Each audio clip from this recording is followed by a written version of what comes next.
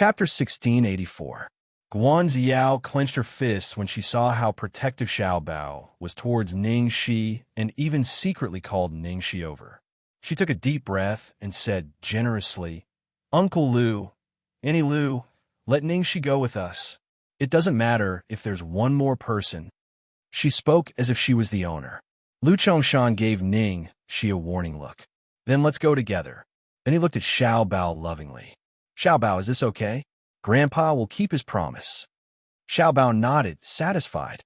Then he looked at Ningxi nervously. "Mom, I'm sorry. Xiaobao knows he's wrong. Can Mom come with us?" Ningxi didn't care about Lu Chongshan, Yan Rui, or Guanxiao's attitude. She only cared about Xiaobao. Ningxi looked at the little guy helplessly. How could she refuse any request of her baby? "Okay, Mom will go with us. But don't do this next time. Do you know how worried I was?" "Got it, Mom.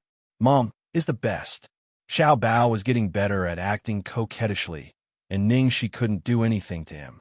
Ningxi called herself Mom because she was used to it. But in Guanxiao's ears, it was no less than a provocation, and her eyes turned colder.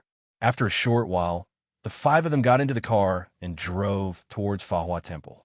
The Lincoln Stretch limousine was very spacious. Xiaobao, Ningxi, and Lu Chongshan sat on one side, while Guanxiao and Yan Rui sat opposite. Ningxi didn't have time to dress up because she had come in a hurry. While she was worrying, Xiaobao had already taken out a mask, sunglasses, and even a wig from his little backpack. Ningxi didn't know whether to laugh or cry. "Little rascal, you've been planning this for a long time. This is the inconvenience of being a star. It's too troublesome to go out," Guanxiao said. She seemed to be sighing, but she was just reminding Ningxi of her profession and identity. As expected, as soon as he finished speaking, Lu Chongshan frowned. "Yes, it's too troublesome." Xiaobao nodded solemnly. Guanxiao was delighted to hear that. The next second, she saw Xiaobao sticking to Ningxi's arms, raising his little head and muttering unhappily, "I hate it when so many people like Mommy. Mummy belongs to me alone." After saying that, the little fellow secretly winked at his mother, saying, "Mom, don't worry. Dad is not here. I will protect Mom on his behalf." Seeing Xiaobao's protective look, Ningxi felt touched and amused. She tapped his nose and said, "So what? No matter how many people like Mommy, Mommy only likes you." Xiaobao was soothed, and his smile was even more dazzling than the sunlight outside the car window. Lu Chongshan snorted coldly in his heart. Flowery words, even though the scene before him was what he wanted to see the most. He hoped that Xiaobao would have someone to take care of him, chat with him, and make him happy. But why did it have to be this scheming woman? Along the way, they finally arrived at the Fahua Temple. The monastery's courtyard was deep and filled with old trees. It was very quiet, and the moment one stepped in, it made one feel as if their entire heart had calmed down. The last time she was here, it was Shi Shiqing who wanted to become a monk, so she came to persuade him. Oh, at that time, Master Xianxia even did a divination for her. In the end, he gave her a peach blossom, hinting that she would have a peach blossom tribulation. Chapter 1685. The five of them bought incense sticks outside and came to the hall to pray one by one. Ningxi carefully lit the incense for Xiaobao and taught him how to kneel. Xiaobao lit a stick of incense and then knelt on the futon very devoutly. He closed his eyes and made a wish seriously. Ningxi looked at Xiaobao's devout look and asked with a smile, "Xiaobao, what did you wish for?" It was rare that the little guy didn't answer Ningxi. He said seriously, "You can't say it. It won't work if you say it." Okay. Ningxi chuckled, "But I'm really curious. What is Xiaobao's wish?" Xiaobao pursed his lips, looked up at his mother, and then at the Buddha statue in front of him.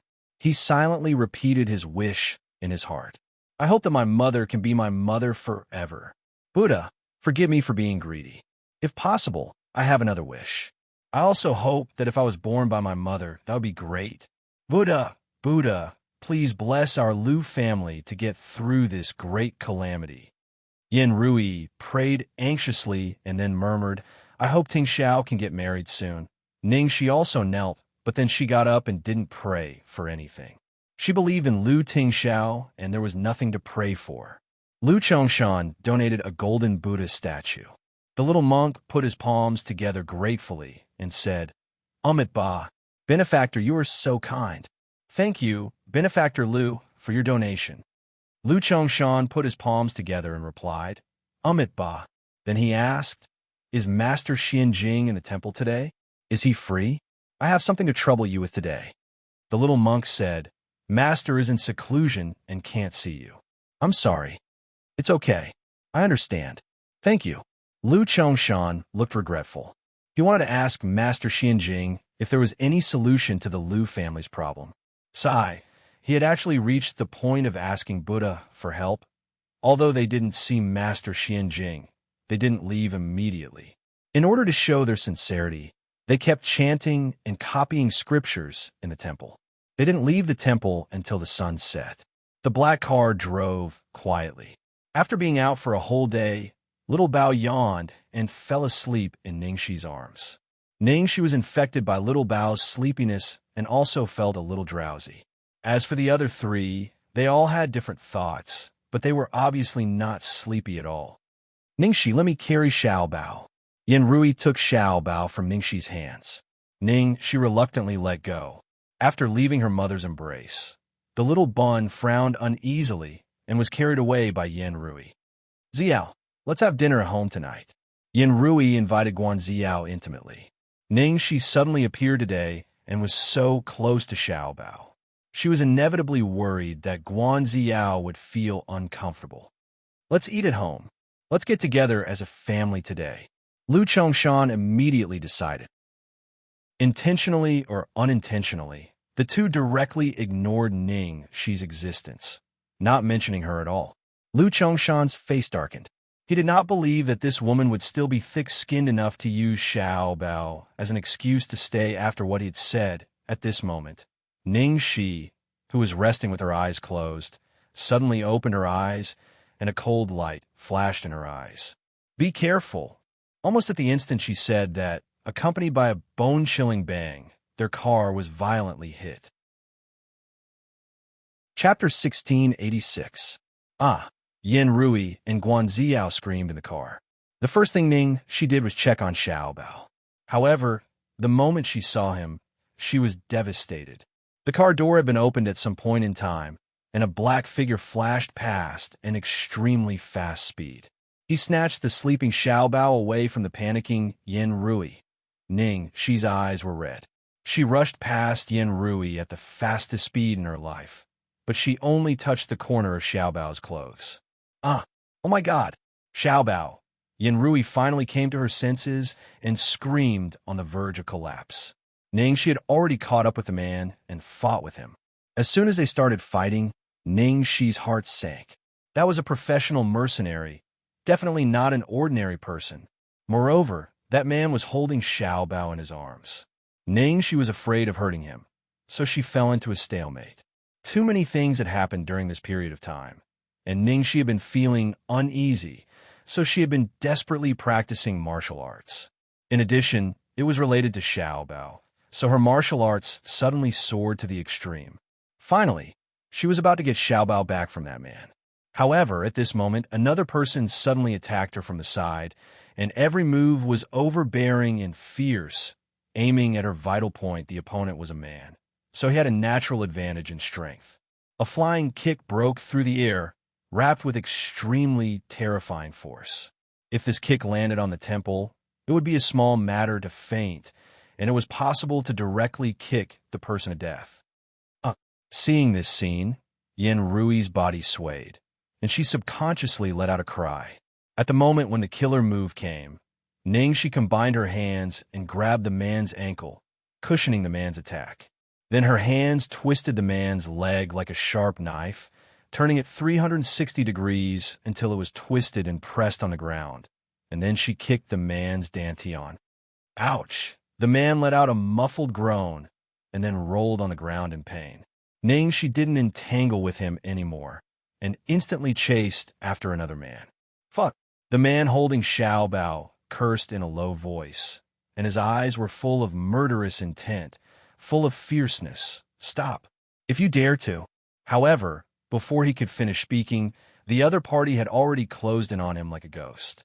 Following that, a piercing pain came from his elbow and kneecap at the same time, as though his bones were being crushed. The man immediately cried out in pain and knelt down with a thud. Ning, she seized the opportunity, grabbed Xiaobao, and quickly ran in the direction of the car behind her. She was only a few steps away and had just run to the front of the car, but the two mercenaries behind her had already caught up. One of them grabbed Ningxi's shoulder like an eagle's claw, stopping her from moving forward. She couldn't move, and Xiaobao was about to be taken away. At this moment, Guanxiao was the closest to her and was standing next to the driver's seat. So Ningxi decisively stuffed Xiaobao into Guanxiao's hand and shouted, "Drive. Let's go." After saying that, he turned around and stopped the two men, hoping to stall for time. As long as they got into the car, they would be safe. The security facilities of this car were very complete. If the driver hadn't betrayed them and opened the door, they wouldn't have been able to take Xiaobao away so easily. She was thinking about this, and after seeing Guanxiao from the corner of her eye, her pupils suddenly contracted. Guanxiao seemed to be scared out of her wits, but her face was full of panic. After hearing her urging, she took Xiaobao and stood there motionless, missing the best time to escape. Chapter 1687. In just a few seconds, one of the men had broken through her obstruction, rushed over with a grim face, and snatched Xiaobao from Guanxiao's hands. At the same time, a huge roar sounded not far away, rolling up the dust and sand. A helicopter hovered in the air and slowly landed. From the helicopter, 3 mercenaries wearing the same uniforms and special masks as these two men jumped down at an extremely fast speed, each with a weapon in their hands.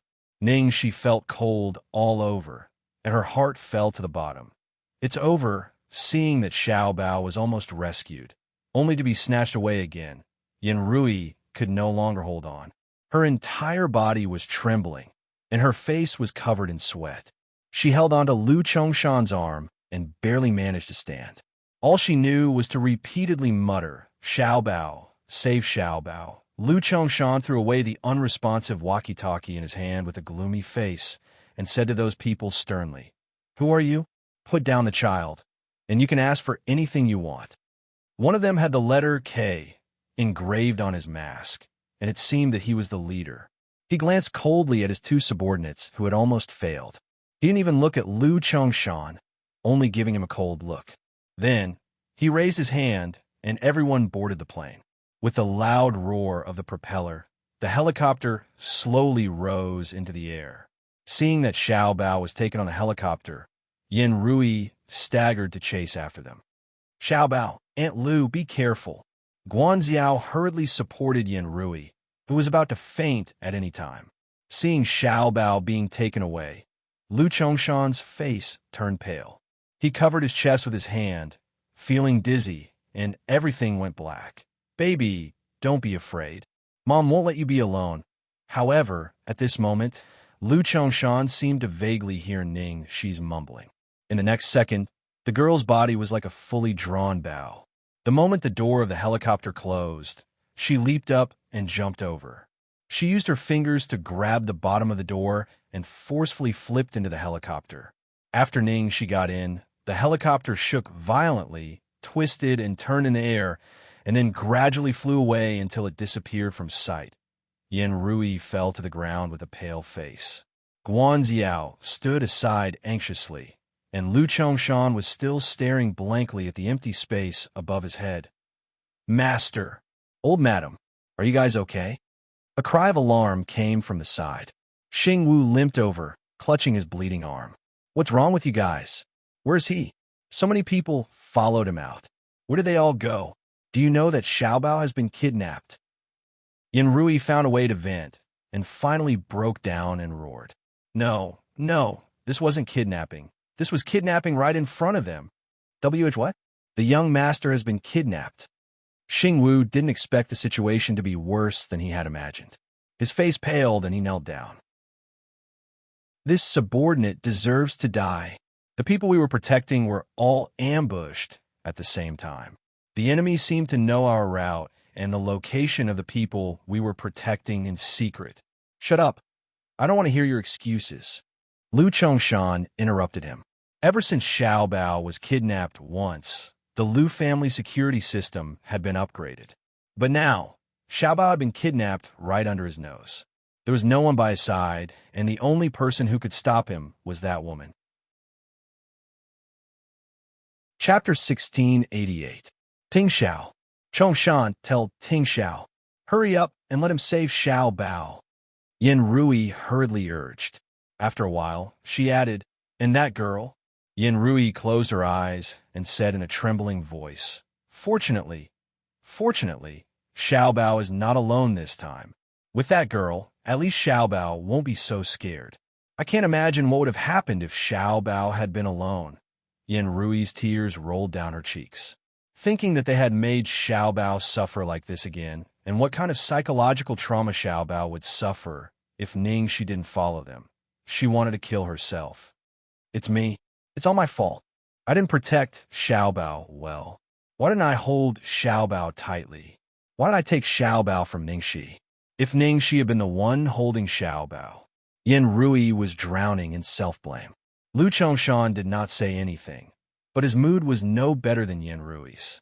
If he was not in a hurry to settle the matter with the Guan clan, he would not have come to Fahua Temple today, nor would he have given the other party an opportunity to take advantage of him. Guan Xiao helped Yin Rui up carefully. Andy Lu, don't blame yourself anymore. How could it be your fault in that situation? It's my fault for not being able to react in time and driving Xiao Bao away in time. Master, madam, we can't stay here for long. Let's go back and think about it. Every second we delay now will put the young master in more danger. Xingwu hurriedly reminded. Go back. Hurry. On the way, Lu Chongshan couldn't get through to Lu Tingxiao's phone, so he asked Xingwu to drive him to the company. When they got out of the car in the underground parking lot, they bumped into Cheng Feng, Lu Tingxiao's assistant. Cheng Feng pushed the door open and got out of the car in a hurry. He was talking on the phone with a smile on his face. He looked very excited. Cheng Feng. Lu Chongshan stopped him immediately. Cheng Feng hung up and looked at Lu Chongshan, Yin Rui, and Guan Xiao in surprise. Chairman? Madam? It's so late. Why are you here? Where's Ting Xiao? Why didn't he answer the phone?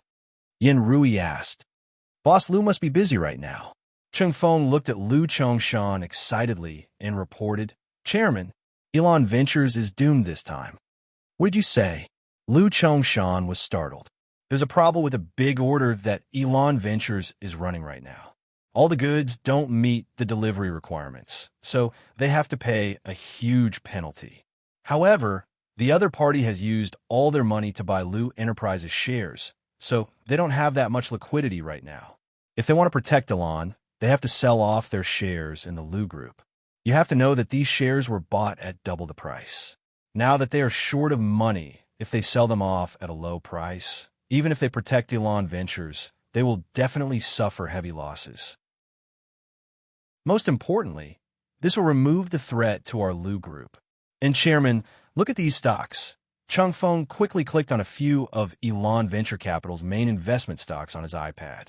They were initially bullish stocks that were rising rapidly, but now they were all falling rapidly.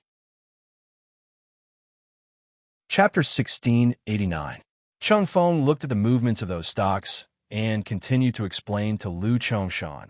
Boss actually formed a special team half a year ago, and all of them are top traders from Wall Street. Right now, Boss is personally leading this team to trade. If there are no accidents, it will only take one night for Elon to hit the daily limit tomorrow morning. When that time comes, everyone will dump Elon in large quantities. Cheng Feng continued to talk about how Lu Tingxiao laid out the net step by step and prepared for a rainy day with a face full of admiration. Lu Chongshan looked at the few stocks on the iPad and was stunned. He did not say a word for a long time. 7 days. The time that Tingxiao promised him was 7 days, and now it was the night of the 6th day. That child, he really did it. No wonder Xiao Bao was suddenly kidnapped. So it was because he was cornered. Chairman, what's wrong? And Madam. Chung Feng finally noticed that there was something wrong with their expressions. Today, Uncle Lu, Annie Lu, and I brought Xiao Bao to the temple to pray. We didn't expect to meet a group of kidnappers on the way, and kidnapped Xiao Bao, Guan Ziao explained. At the same time, the light in her eyes disappeared. She knew that the man she fancied wasn't that weak. No wonder Xiao Bao was kidnapped. It was most likely done by the illegitimate son's people. Those people weren't kind and would do anything if they were forced into a corner. And this time, it wasn't just Xiao Bao. That woman also delivered herself to him. Everything that she had been worried about had actually been resolved tonight. What did you say? Xiao Bao. Xiao Bao was kidnapped. How is that possible? Chung Feng was so shocked that his expression changed. What's impossible? Xiao Bao was kidnapped right in front of us. Don't waste any more time. Hurry and inform Ting Xiao. Yin Rui urged. When Chung Feng heard this, he was about to agree, but he seemed to have thought of something and hesitated. Before Chung Feng could speak, Lu Chongshan stopped him. Wait, we can't tell Ting Xiao now. What did you say? Yin Rui looked at her husband in disbelief. Why can't we tell Ting Xiao? It's already at this time. Lu Chongshan said in a deep voice. Elan Ventures must be fighting back by now. Tonight's stock market trading is extremely important, and Ting Xiao must not be affected in any way. Otherwise, if he makes the slightest mistake, all his efforts will go to waste. Why do you think the other party would suddenly go to such lengths to kidnap Xiao Bao? It's to disturb Ting Xiao's mind. Yin Rui's lips trembled as she stared at the man in front of her, as though she didn't know him at all. Lu Chongshan, do you know what you're saying? The one who was kidnapped was Xiao Bao. He's your grandson. You keep saying that you sacrificed so much for the greater good of the Lu clan and suffered so much, and now you're going to sacrifice Xiao Bao's life as well. Do you still have a heart? Lu Chongshan frowned. Rui, that's not what I meant. When did I say that I wanted to sacrifice Lil Bao's life? I've already informed everyone to search for traces of that group of people. Moreover, those people will definitely come to us and ask for our lives. At that time, well, enough. Lu Chongshan, you don't have to give me any more lectures. I only know that in your eyes, the Lu clan is more important than Xiao Bao's life. Yin Rui roared uncontrollably. Chapter 1690. Guan Ziao said gently. Annie Lu, calm down. What Uncle Lu said makes sense. If we tell Ting Xiao now, we'll be falling into their trap. What if they get what they want and don't let Xiao Bao go? You shut up too. Yin Rui's heart was filled with thoughts of Xiao Bao being in danger. She scolded her mercilessly. Guan Ziao had never been scolded by Yin Rui like this before. Her face turned pale, and she kept quiet. Lu Chongshan, you're not going to tell me? Fine. I'll go find Ting Xiao myself. Yin Rui pushed the person beside her away and quickly walked towards the elevator. Just as she reached the elevator, Yin Rui's body swayed, and she fainted without any warning and fell to the ground. She had suffered too much today. Being able to hold on until now was already her limit. At this moment, she finally couldn't hold on any longer. Rui, Annie Lu, Madam. The three of them rushed over to help her up. Chairman, Chung Feng was panicking. Call the doctor immediately. Lu Chongshan said anxiously. Then, should we tell the boss about the young master? Chung Feng asked. Lu Chongshan's hands trembled nervously. He closed his eyes, and after a long time, he finally said, Don't tell Ting Xiao yet, but after 12 tonight, if Xiao Bao still can't be saved. Lu Chongshan sighed and said, No matter what the situation is here, you must tell Ting Xiao immediately. Chung Feng nodded. Yes, I understand. Lu Chongshan looked at the unconscious Yin Rui as he listened to her complaints. His heart was aching. He had watched Xiao Bao grow up. He could still remember the excitement he felt when he first saw the little fellow. He could still remember the soft touch when he held the little fellow in his arms. Then, he watched him grow up day by day, becoming smarter and cuter. Now, he was even more obedient, sensible, and filial. That was his grandson, his life. How could he not be nervous? How could he not be heartbroken? He would rather be the one being kidnapped right now. However, This concerned the survival of the entire Lu family. Everything happened because of him. He couldn't ignore everything. Waiting until 12 tonight was the only way he could come up with not long ago. Elon Ventures building.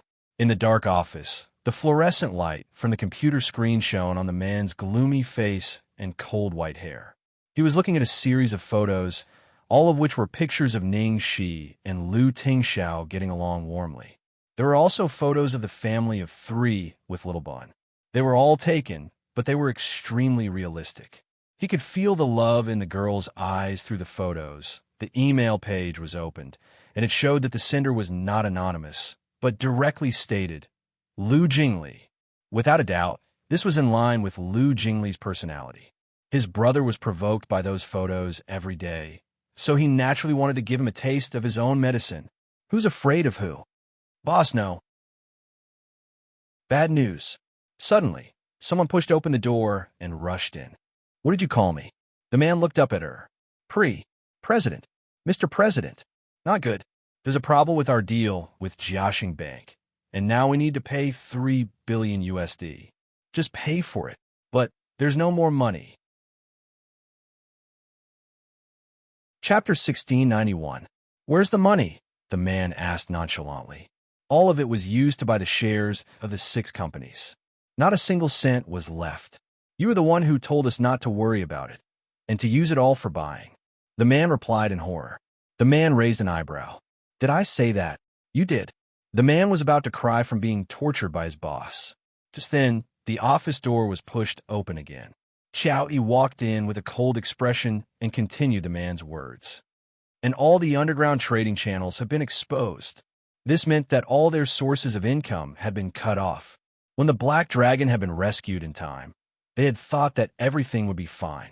They hadn't expected that these channels would still be exposed and the Black Cat would know about it. What exactly had gone wrong? However, there was no time to think about this now. Damn it, this Lu Tingxiao was indeed not simple. Fortunately, he was prepared. Tang Yi, who was behind him, continued. Now Lu Tingxiao has prepared a trading team, and they are attacking our stock market. Yun Shun's eyes, which had always been lazy and uninterested in anything, suddenly shone with an unprecedented light. It was as if there was finally something that interested him and made him take it seriously. Very well, let's play with him. The man moved his fingers slightly, and a complicated stock market chart suddenly appeared on the computer screen. I want to see if the legend of Wall Street is as invincible as he used to be. It would be interesting to defeat Lu Tingxiao in what he was most proud of and best at. He looked at Yunshin's expression and knew that this guy was finally taking it seriously. He was both relieved and worried. He knew that Yunshin was actually the same as Lu Tingxiao. They both had amazing talent and attainments in the stock market. After returning to China, they were able to expand Elon Ventures to this extent in such a short period of time. Money alone was not enough. He really couldn't tell who would win this time. However, he would not allow any possibility of failure. This time he had to win, and he would definitely win at all costs. Yun Shun waved everyone away and plunged into the sea of data. Tang Yi quickly gathered the company's team and began to fight against the 6 companies. Xiao Yi left and gave a warning look to the man beside him. Don't let Ah Shun know what happened tonight. That child brain was sometimes too slow, and he was too conceited. Those who did great things did not bother with trifles. So what if he used unscrupulous means? There is no need to talk about morality with someone like Lu Chongshan. Yes, the subordinate answered. Tonight was destined to be a sleepless night. Yen Rui was still unconscious. Lu Chongshan had mobilized all the secret forces of the 6 families to search for Xiao Bao's whereabouts. At the same time, all he could do was wait for the other party to contact him. Once the other party contacted him, they would definitely make excessive demands. However, as long as the other party contacted him, he would be able to locate them and rescue Xiao Bao. However, time passed bit by bit, and the night grew darker and darker.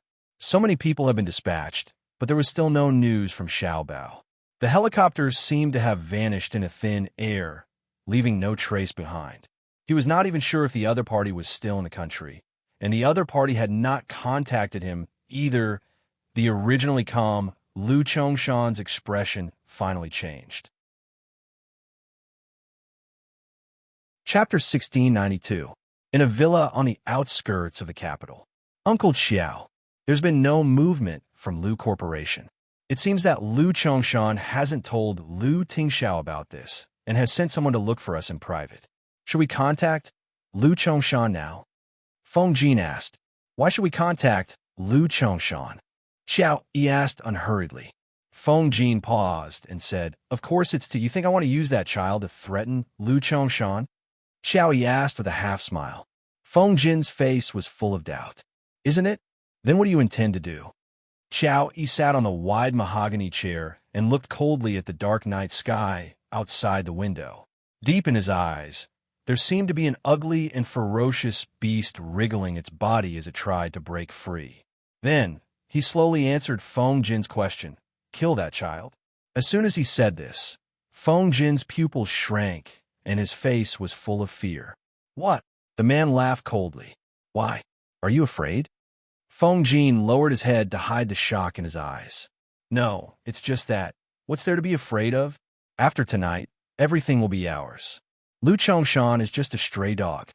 Feng Jin frowned. Even if that was the case, there was no need to kill the child, right? There could be a safer way.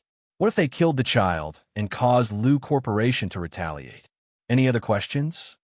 Xiao Yi's gaze was like a ghost's as he looked at the man in front of him. Feng Jin shivered and said, No, I'll do it right away. Then, as if he had thought of something, he asked, Then what about Tang Shi?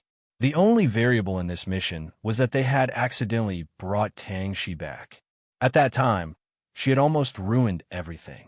Could it be that Uncle Xiao wanted Tang Shi as well? At this thought, Feng Jin's hand, which had been maimed by Yun Shun's shot, twitched reflexively. Xiao Yi sighed and said in a seemingly helpless tone, Keep her. It's rare for Shun to have something she likes. Let her see with her own eyes how the child dies. She knew what would happen to traitors. Feng Jin's voice trembled slightly. Yes. After Feng Jin left, Xiao Yi gently caressed the necklace hanging around his neck. He unlocked the lock and opened a small photo inside. His gaze was so gentle, but it was as terrifying as a ghost's. Lu Chongshan, I've let you live so happily for so many years. It's time to come to an end. I'll let you have a taste of what it feels like to lose a loved one. Ha! Ha ha ha! His maniacal laughter resounded in the dead silence of the night, sending chills down one's spine. Ningxi and Xiaobao were blindfolded and brought to a small room of 20 square meters. There were no windows in the room, only an iron door. There were 2 people guarding the door, and the room was empty. Apart from her and Xiaobao, there was not even a strand of extra hair. It was impossible to tell where they were. Ever since Shi and Xiaobao were locked up, no one had paid any attention to them. Time ticked by, and in the blink of an eye, nearly 2 hours had passed. Ningxi's expression also became more and more solemn as time passed. Xiaobao, are you scared? Ningxi hugged the little fellow tightly in her arms.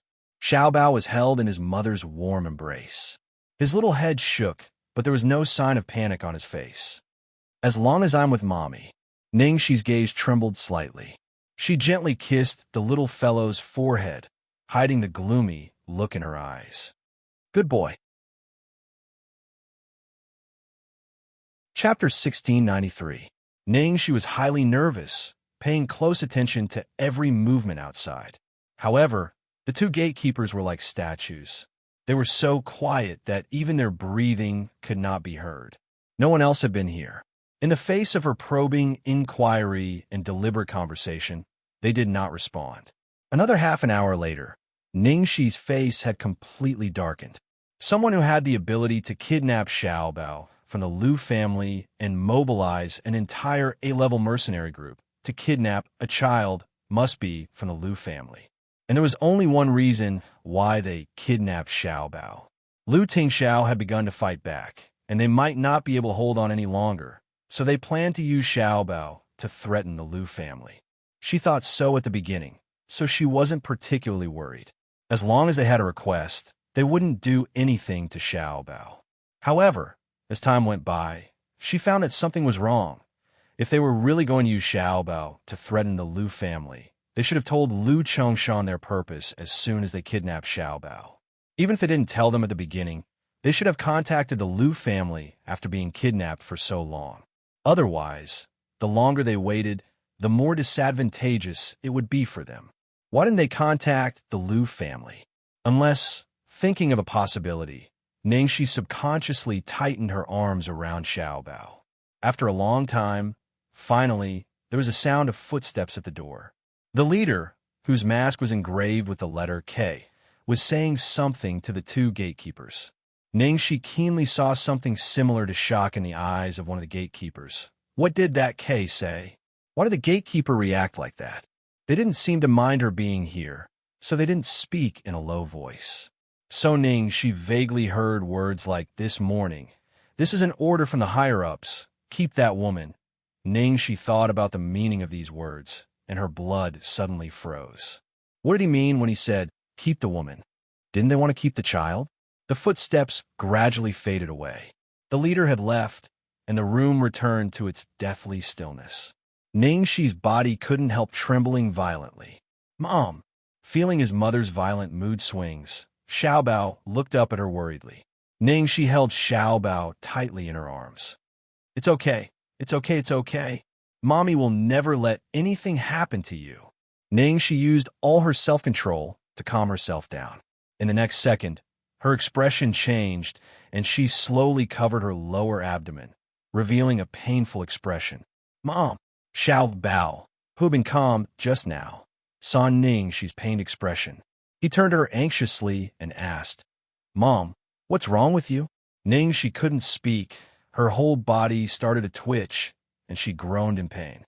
"Mom!" Hearing the movement inside, the guard on the right side of the door looked back and frowned slightly. Just as he was about to make a move, someone beside him stopped him. "What are you doing?" Don't do anything unnecessary," his companion warned. The guard hesitated for a moment, then stood back. However, as time went on, Ningxi's reaction became more and more serious. She rolled on the ground in pain and smashed her head against the wall until it bled profusely. Chapter 1694. Little Bun was so anxious that she screamed and hugged Ning. She was rolling on the ground. She cried so hard that she could barely breathe. "Mom," the guard finally couldn't stand it anymore. "I'll go in and have a look." Before his companion could speak, he said coldly, "That woman has been ordered to stay here. Are you going to take responsibility if anything happens to her?" His companion snorted and reminded him sarcastically, "That's Tang Shi. And don't forget, she's an actress." His companion added, "And she's a very good actress." Obviously, he knew Ningxi very well. Hearing this, the guard who was about to go and hesitantly stopped, but continued to look inside with the corner of his eyes. "Mom, please save my mom." The child cried heartbreakingly and threw himself at the iron gate, begging them to save his mother.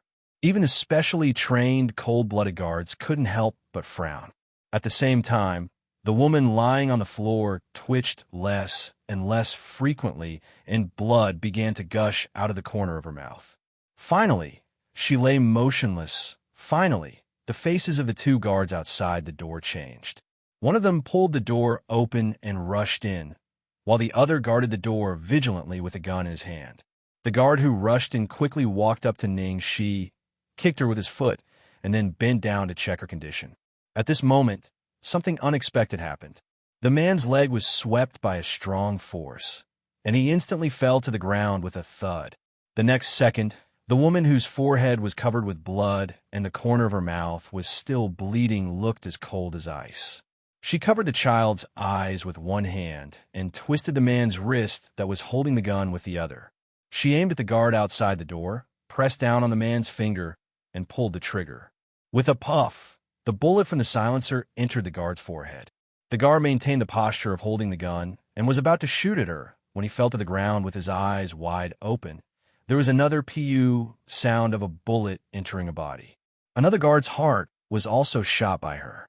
All this happened in the blink of an eye, and there were only 2 bodies left in the room. Yes, she was Tang Shi, and she was an excellent actress. Even if they knew her background, so what? True acting was, no matter how well you knew, the moment she got into character, you would still forget that she was acting. Mom! Xiao Bao pushed his mother's hand away and looked coldly at the 2 corpses on the ground. There was not a trace of fear in his eyes. However, when he looked at his mother, he immediately threw himself at her with an aggrieved expression. Mom, you're fine. Mommy is fine. Mommy lied to them. I'm sorry for making them worry. She put the gun in the back of her trousers and quickly picked up Xiao Bao. She then found a rope from one of the guards and tied Xiao Bao firmly in front of her. Don't be afraid, baby. Mommy will take you away from here. Just as she finished this, a shrill alarm suddenly sounded in the empty room, and the 2 corpses glowed with a dazzling red light. Damn it! Xi's expression changed as she stared at the red light.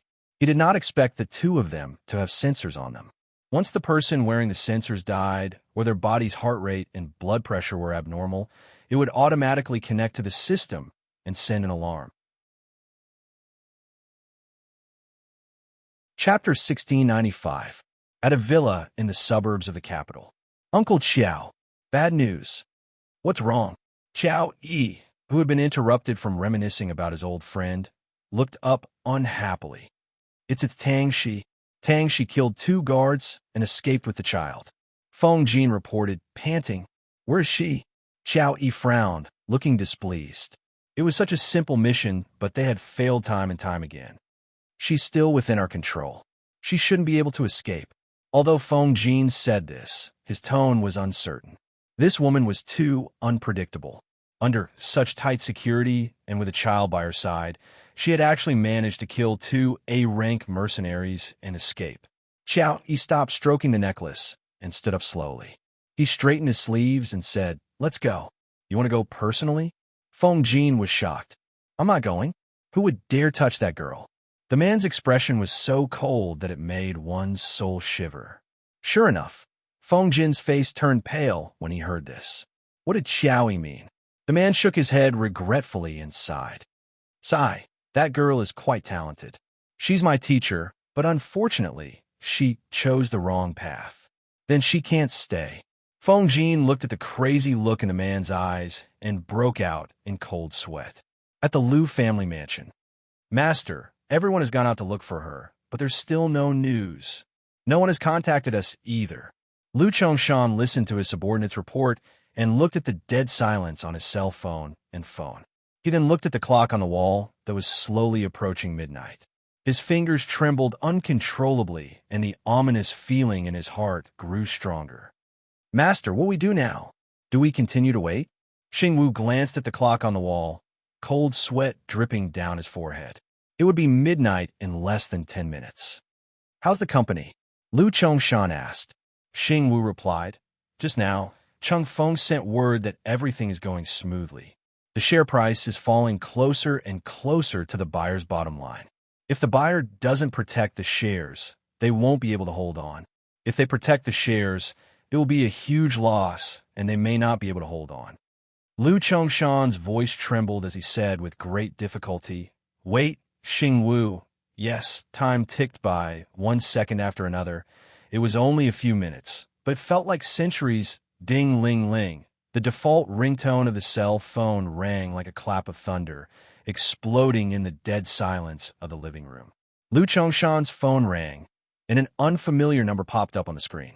The other party had requested a video call. They're here. Xingwu's eyes widened. It's finally here. He knew that the other party would contact him. Lu Chongshan calmed himself down and accepted the call. The next second, the phone screen flashed, and a middle-aged man's face appeared. The man was wearing a navy blue tang suit, and he seemed to be sitting on a high platform. The high light on the platform shone down, revealing an abandoned city. The strong light illuminated every corner of the ruins, leaving no place to hide. Yin Yi. Lu Chongshan stared at the middle-aged man's face with a dark expression. The man lowered his head and chuckled. So Chairman Lu still remembers me? I thought you were forgetful. Yin Yi. It's not too late for you to stop now. You know what happened back then? Lu Chongshan said in a low voice. The man interrupted him and smiled sympathetically. Chairman Liu, there's no need to mention what happened back then, and there's no need to play tricks on me. I don't plan on playing meaningless games with you. At this point, the man smiled slyly. Haha, tonight, I want to invite Chairman Liu to watch a show. Good show. Chapter 1696. Tonight, I want to invite Chairman Liu to watch a show. Good show. Looking at the man's cold, bloodthirsty, and vengeful eyes as well as his words, all of Lu Chongshan's calmness and reason disappeared at this moment. He almost broke his voice and roared at Xing Wu. Inform Ting Xiao. Inform Ting Xiao immediately. Master, shut up. Hurry. Seeing this, the middle-aged man on the other end of the video happily raised the corner of his mouth. What a pity. It's too late. The moment the middle-aged man's voice fell, the camera on the mobile phone switched to the abandoned ruins under the high platform, and then gradually zoomed in. The image on the camera was very clear, even at night. The situation below could be clearly seen. Finally, a familiar figure appeared on the screen. It was that woman. Ningxi hugged Xiao Bao tightly in her arms and quickly rushed out of complex building. She looked around vigilantly and then ran desperately into the distance. However, she did not know that what awaited her was not a chance of survival, but an inescapable trap that had been planned for a long time, a frenzied massacre. Without warning, a bang sound of a gunshot came from the mobile phone. Ningxi let out a low cry, and a flower of blood suddenly burst out from her wrist. Great despair and panic suddenly appeared on Ningxi's face. Ignoring the gunshot wound on her arm, she hugged Xiao Bao tightly in her arms, raised her head, and looked around at the empty surroundings, as if there were countless giant beasts hiding, waiting to tear them apart. Mommy! Xiao Bao immediately screamed, his little face full of horror.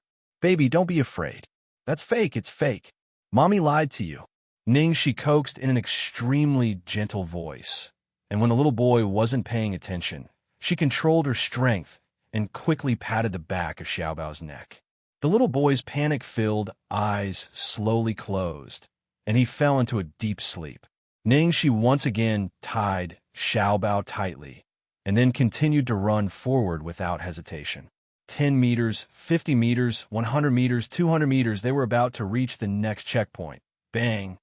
Another gunshot rang out. Ningxi knelt down on the ground with her right leg. Her back, which was bent like a shrimp to protect the child, trembled and soon stood up again. Dragging her bleeding leg, she continued to run forward at a speed no less than before. Running, he did not stop for even a moment. Even if she knew that she was surrounded by a group of ferocious beasts and had no chance of survival, even if the pain in her leg was heart-wrenching, she still wanted to escape. She wanted to escape. She wanted to escape with Xiao Bao. She had promised Xiao Bao. The other party was like a cat chasing a mouse. Every time he saw that the girl could not hold on any longer, he would purposely ask her to stop so that she could catch her breath. When she almost saw hope, he would smash it into pieces with a single shot. Arms, calves, abdomen, ankles. The other party did not shoot her vitals, but shot her up in the sky and back down. Even though the girl knew this and knew that it was a trick, she continued to move forward without hesitation after being thrown down again and again. Enough! Lu Chongshan clutched his heart that was in severe pain as he roared into the phone. I said enough. What do you want? Yinyi, what do you want? You want the Lu family, right? I'll give it to you. Let the child go. Let him go. Do you hear me? The middle-aged man's face appeared on the phone. The man looked at the other party's pained expression and laughed maniacally. What do I want? Lu Chongshan, I want you to be in so much pain that you wish you were dead. I want you to live a life worse than death. I want you to watch the person closest to you die in front of you and be helpless. Chapter 1697. Every word from the man was like a sharp awl that pierced his chest and twisted it violently. The pain in Lu Chongshan's heart became more and more intense, and his face was pale. Looking at Lu Chongshan, who was completely out of control, The man sighed and shook his head sympathetically. However, his tone was extremely sarcastic and cold. I didn't expect Chairman Liu to have such a loyal side. I'm really surprised. After that, the man raised his hand to the person next to him. Okay, then let's give Chairman Liu a quick death. Liu Chongshan's eyes widened instantly, and he struggled to speak in a hoarse voice. Yin Yi, how dare you? You. An unbearable pain came from his heart. Liu Chongshan stopped talking halfway, and his vision went black. He fell to the ground with a thud. The phone fell to the ground. The second before he lost consciousness, he clearly saw the cannon shot in the direction of the girl's escape. A thick wall behind the girl collapsed, and the girl disappeared from his sight in an instant. All that was left was a broken wall, and a pool of bright red blood slowly flowed out from the cracks between the bricks, soaking the soil red. Liu Group building. With a shrill sound, the pen in Liu Tingxiao's hand accidentally scratched the paper, leaving an ugly mark. The man pursed his thin lips and looked at the white paper filled with data in front of him. He frowned, and his face darkened for some reason. Brother, the other party is dead this time. Lu Jingli ran over excitedly. Seeing Liu Tingxiao's expression, he asked nervously, Brother, what's wrong with you? Did we go wrong somewhere? Liu Tingxiao stood up immediately. Where's your sister-in-law? Lu Jingli did not expect him to change the topic so quickly and could not react for a moment. Xianxia? She's at the old house.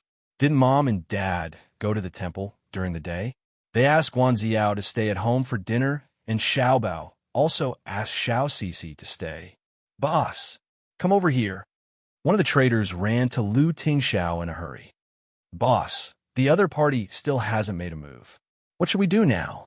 Should we continue to sell the shares in our hands? There are only 70,000 shares left. A voice came from the other side. This was a critical period, and Liu Tingxiao was everyone's helmsman. They couldn't afford to be distracted for even a second. Otherwise, the slightest mistake would cause all their previous efforts to be wasted, and they would be consigned to eternal damnation. Brother, what are you worried about? Xiaobao was here. Little Cici would not be at a disadvantage. We're so close. Lu Jingli hurriedly urged. He was so close to getting rid of his brother's biggest rival in love. Ignoring Lu Jingli's urging, Liu Tingxiao raised his hand to ask the people around him to wait for a while, and then said to Lu Jingli, Go pick up Ningxi now. I want to see her within my sight. Liu Tingxiao was stunned. Lu Jingli wailed, Brother, are you serious? It's only been 6 days. Everything will be settled tomorrow. One more day won't make a difference. Lu Jingli immediately accepted the order and said, I'll go receive you now. Just as Lu Jingli finished speaking, a figure stumbled in. Eldest young master. Second young master. No, bad news. Young master was kidnapped, and Miss Xiaoxi. Chapter 1698. What did you say? Kidnap? When did it happen? Xingwu wiped the cold sweat off his forehead. Around 6 o'clock in the evening. Shit. Why'd you tell us what happened in the evening in the early morning? What's going on? Hurry up and tell me. Lu Jingli roared anxiously as he questioned Yang Kai. Liu Tingxiao hadn't said a single word since he'd heard Xingwu's words. His dark, bottomless eyes were like a huge abyss. Only now did he ask in a voice so cold that it could chill one's soul. Are they still alive? Lu Jingli, who was yelling at Xingwu, suddenly heard Liu Tingxiao's words. He seemed to freeze and his blood was drained from his body. He didn't tell them what happened in the evening until now, because he didn't want to disturb his brother's mind at such a critical moment. But now, why did he come here to tell them at all costs what happened in the middle of this? Xingwu knelt down with a thud. His lips trembled for a long time before he finally said, At present, I don't know if they're alive or dead. Lu Jingli scolded in a trembling voice. They're alive and they're dead. What do you mean by not knowing if they're alive or dead? They don't seem to be threatening or blackmailing, but Xingwu couldn't go on, but Liu Tingxiao and Lu Jingli had already understood what he meant. What they wanted was their lives. There was a terrible silence in the air. Lu Tingxiao made a call to someone and instructed them in a low voice. Then, he turned to Xing Wu and said, "Tell me everything that happened." Xing Wu immediately answered, "We were ambushed on the way out of Fahua Temple. The driver was bribed. Young master was taken away by a helicopter. As for Miss Xiaoxi, she chased after them and jumped onto the helicopter." Lu Jingli's eyes turned scarlet. Sister-in-law must have been afraid that Xiao Bao would be alone, so she risked her life to follow them. Lu Tingxiao's face was expressionless.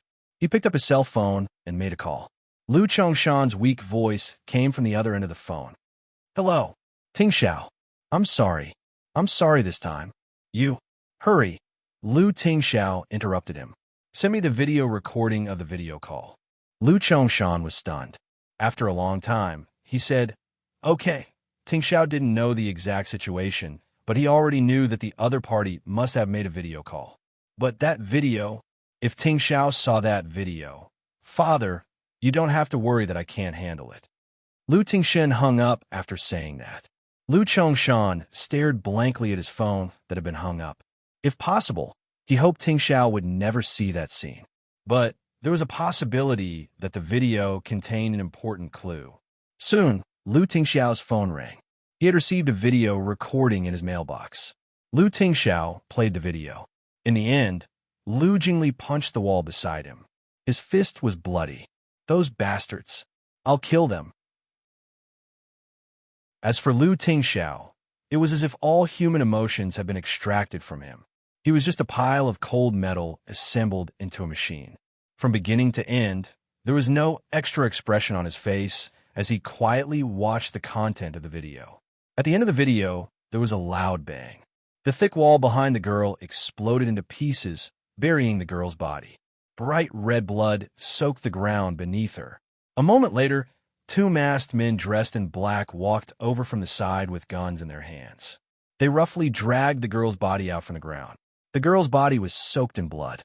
Until the very last moment, she maintained her arched posture, blocking all the damage. She subconsciously protected the child in her arms. Chapter 1699. Even Xing Wu's eyes were red, but Lu Tingxiao's face was still expressionless. "Brother." Lu Jingli panicked when he saw Lu Tingxiao's calm reaction. It would have been fine if he had flown into a rage or even gone crazy, but looking at him like this after the video ended, Lu Tingxiao looked at Lu Jingli and said, "I'm sorry."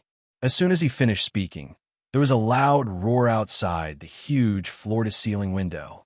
A helicopter flew over from afar and was hovering over the company. Lu Tingxiao took one last look at the video on the phone, lowered his head, and kissed the phone screen gently. Then he jumped from the balcony and got on the helicopter. Lu Jingli clenched his fists and stared in the direction of the helicopter. He knew that Lu Tingxiao was apologizing because he had to leave at this moment. He had given up his family and the company for Ningxi and Xiao Bao. Lu Jingli rubbed his red eyes and turned his head away. Bastard. Why did he have to apologize? Why would he care about the company when his wife and children were already in such a state? Was he still human? Little Cici, baby Xiao Bao, nothing must happen to you. Otherwise, he really didn't know what would happen to his brother. There were 4 people in the helicopter that Lu Tingxiao was on. 3 of them were on his side. One was piloting the helicopter, the other 2 were locating the other party, and the last one was Tang Lang. Tang Lang repeatedly looked at the video on Lu Tingxiao's phone and shook his head apologetically. "I've never seen this place before, and I don't know where it is. However, based on the time, it shouldn't be too far away. The people who can use so many firearms are definitely not in the country. We can definitely find them if we check the borders of the surrounding small countries one by one. It's just a matter of time." Tang Lang's expression changed when he said this. However, the most tricky thing now was the problem of time. Little Junior's sister couldn't wait any longer. From a video, even if Little Junior's sister was still alive at this moment, she must have been seriously injured and wouldn't be able to hold on for long. Not to mention Xiao Bao, whose injuries were unknown. There were so many surrounding countries, and most of them had complex terrain. It was easier said than done to find such a small place in a short period of time. What he was most worried about was that little junior sister and Xiaobao might have been. After Tang Lang finished speaking, he nervously glanced at the man beside him, a hint of reverence appearing in his heart. His beloved woman and his only son had met with such a mishap, and it was even possible that they were already no longer in this world. Yet, he had held on until now, without losing control and breaking down. Time slowly ticked by. Sure enough, after checking several places and using all his connections and networks, he still couldn't find where this place was. In the video, it was late at night. Other than the places where the strong light was shining, everywhere else was pitch black. It was indeed too difficult to identify. Since the other party wanted to torture them on purpose, he must have chosen the most secretive place. How could he let them find it so easily? Soon, 10 minutes had passed. Lu Tingxiao closed his eyes and remained motionless, as if he was concentrating all his attention to think, calming himself down and thinking. A moment later, Lu Tingxiao opened his eyes and quickly took out his phone to send an email. Then he made a call. Tang Lang saw that he wasn't looking for someone from the contact list. Instead, he pressed a string of numbers. For some reason, he felt that this phone number was a little familiar.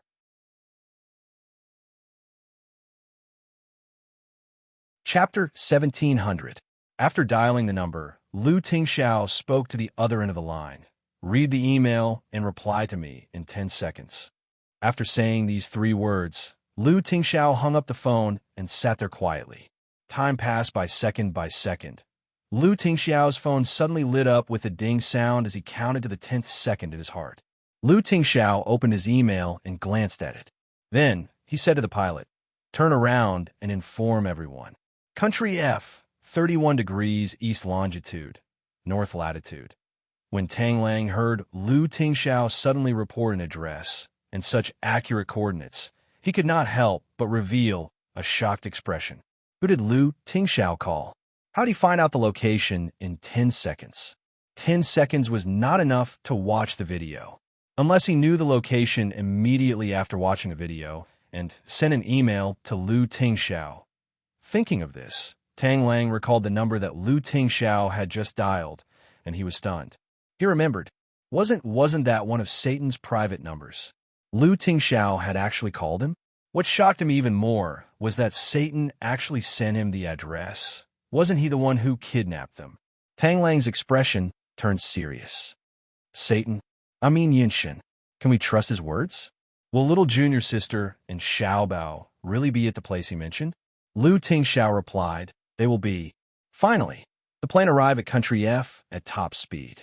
Fortunately, Country F shared a border with Huan Nation and was very close to the capital. As expected, Satan did not go far. Soon, they saw a familiar building.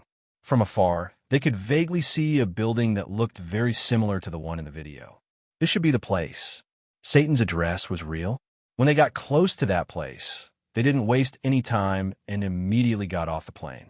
However, they did not expect to be surrounded by a group of people as soon as they got off the plane. Tang Lang looked at their terrifying military equipment and the familiar symbols on their bodies. He finally realized that they had taken control of this place. He had no idea that this place was under their control because he had left the organization a long time ago. He guessed that this place was their trump card. If it weren't for Cloud Depths, no one would have known about this place. Seeing Ningxi and Xiaobao were just near the building behind them, but they were blocked by a group of people. Lu Tingxiao, who had been calm and composed all the way, finally burst out a horrifying rage. However, even if they had the upper hand, it would still take a lot of time to deal with this group of people. At this moment, a silver helicopter descended from the sky. Before the helicopter had fully landed, a person jumped down from it. The man's silver hair danced wildly in the strong wind caused by the propellers. He looked at the people in front of him with the same hostility as Lu Tingxiao. The moment the man appeared, the people who were blocking Lu Tingxiao's way immediately revealed expressions of fear and awe. One of the leaders quickly stepped forward and said in fear and trepidation, "Satan, we were ordered by Uncle Xiao to stand guard here." Scram! Before the leader could finish his words, he met the other party's bone-chilling gaze. He immediately broke out in a cold sweat and did not dare to say a word more. He retreated and made way for the other party. The others also retreated like a receding tide, opening up a path. Chapter 17:01. Where are they? The leader's body trembled. Uncle Xiao asked someone to take care of them. I'm afraid they're all ready. Before he could finish his words, he was kicked unconscious. Lu Tingxiao, Yin Shun, and Tang Lang, whose expressions had changed drastically, quickly ran inside. As soon as they stepped into the ruins in front of the building, Yin Shun, who had been walking in front, suddenly stopped and clenched his trembling fingers into fists. Lu Tingxiao didn't stop. He walked past him and continued to move forward. Lu Tingxiao had walked far away, but Yunxin was still standing there, motionless. Tang Lang thoughtfully turned around to look at the man behind him. He seemed to have vaguely seen a flash of panic and helplessness in the man's eyes, which had always been absent-minded. Was he afraid? Afraid that he might see his junior sister's corpse later. Tang Lang was very surprised when Yunxin gave Lu Tingxiao the address, but now he seemed to understand. Could it be that Yunxin had no idea that Xiao Bao and Ningxi had been kidnapped? Although he couldn't rule out the possibility that Xiao Yi had done these things behind his back, how could Lu Tingxiao be so sure that Yunxin would help them? He had known this man for so long, but he didn't dare to say that he completely understood his character and was sure that he would do something or not. Finally, they arrived at the ruins that had appeared in the video. The smell of gunpowder was mixed with a strong smell of blood. When they arrived, everyone was stunned. It was quiet in the ruins of the city. Apart from the whistling wind, there was no other sound. What was even more strange was that along the way, they saw some mercenaries lying on the ground. Tang Lang walked closer to check and was suddenly shocked. These people are all dead. Seeing that there were no wounds or bloodstains on them, he thought they were just unconscious, but when he walked closer to check, he found that they were all dead. Not only that, but these people had died in the same way. They had all suffered serious internal injuries, and their internal organs had been directly shattered. They had died on the spot. At this moment, Lu Tingxiao had quickly walked toward a pile of rocks. Next to the pile of rocks were the bodies of two mercenaries. The guns in their hands were scattered on the ground, and there was a large patch of dark red blood that hadn't dried up yet. What's going on? Tang Lang looked around vigilantly. At this moment, Yin Shun also caught up. He stared at the bloodstains on the gravel and then glanced at the mercenaries' corpses. His face turned gloomy. After giving a look to his subordinates, someone immediately brought the small leader over. Where is he? Yin Shun asked with a gloomy face. The leader scanned the surroundings and looked at the mercenaries who seemed to be dead on the ground. He was shocked. They were here just now? How did this happen? Uncle Joe even specifically told them to clean up the corpses. The leader stole a glance at Lu Tingxiao. Send the body to the Lu family. Has anyone come in? Lu Tingxiao asked. The leader looked at Lu Tingxiao and didn't reply. He felt that he couldn't answer his sworn enemy's question in front of his boss. In the end, the next second, his boss kicked him. I'm asking you a question. Has anyone else been here besides us? The leader hurriedly replied, No.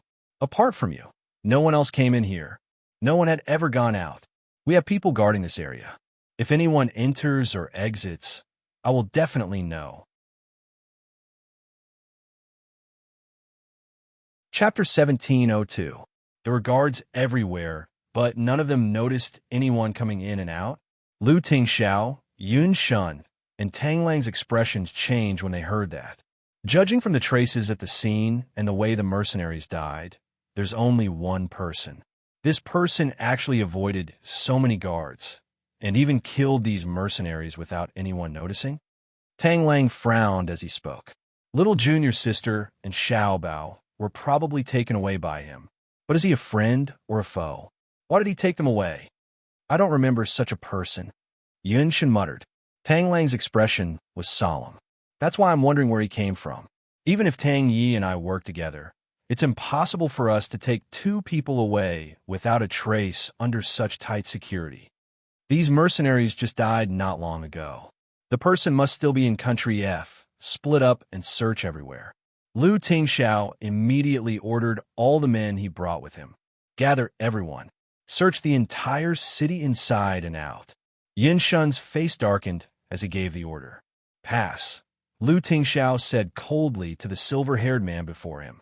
If they did not have the pass, they would definitely fight with Yin Shun's men during the search, which would delay their time. Yin Shun glanced at the leader. Give them the pass.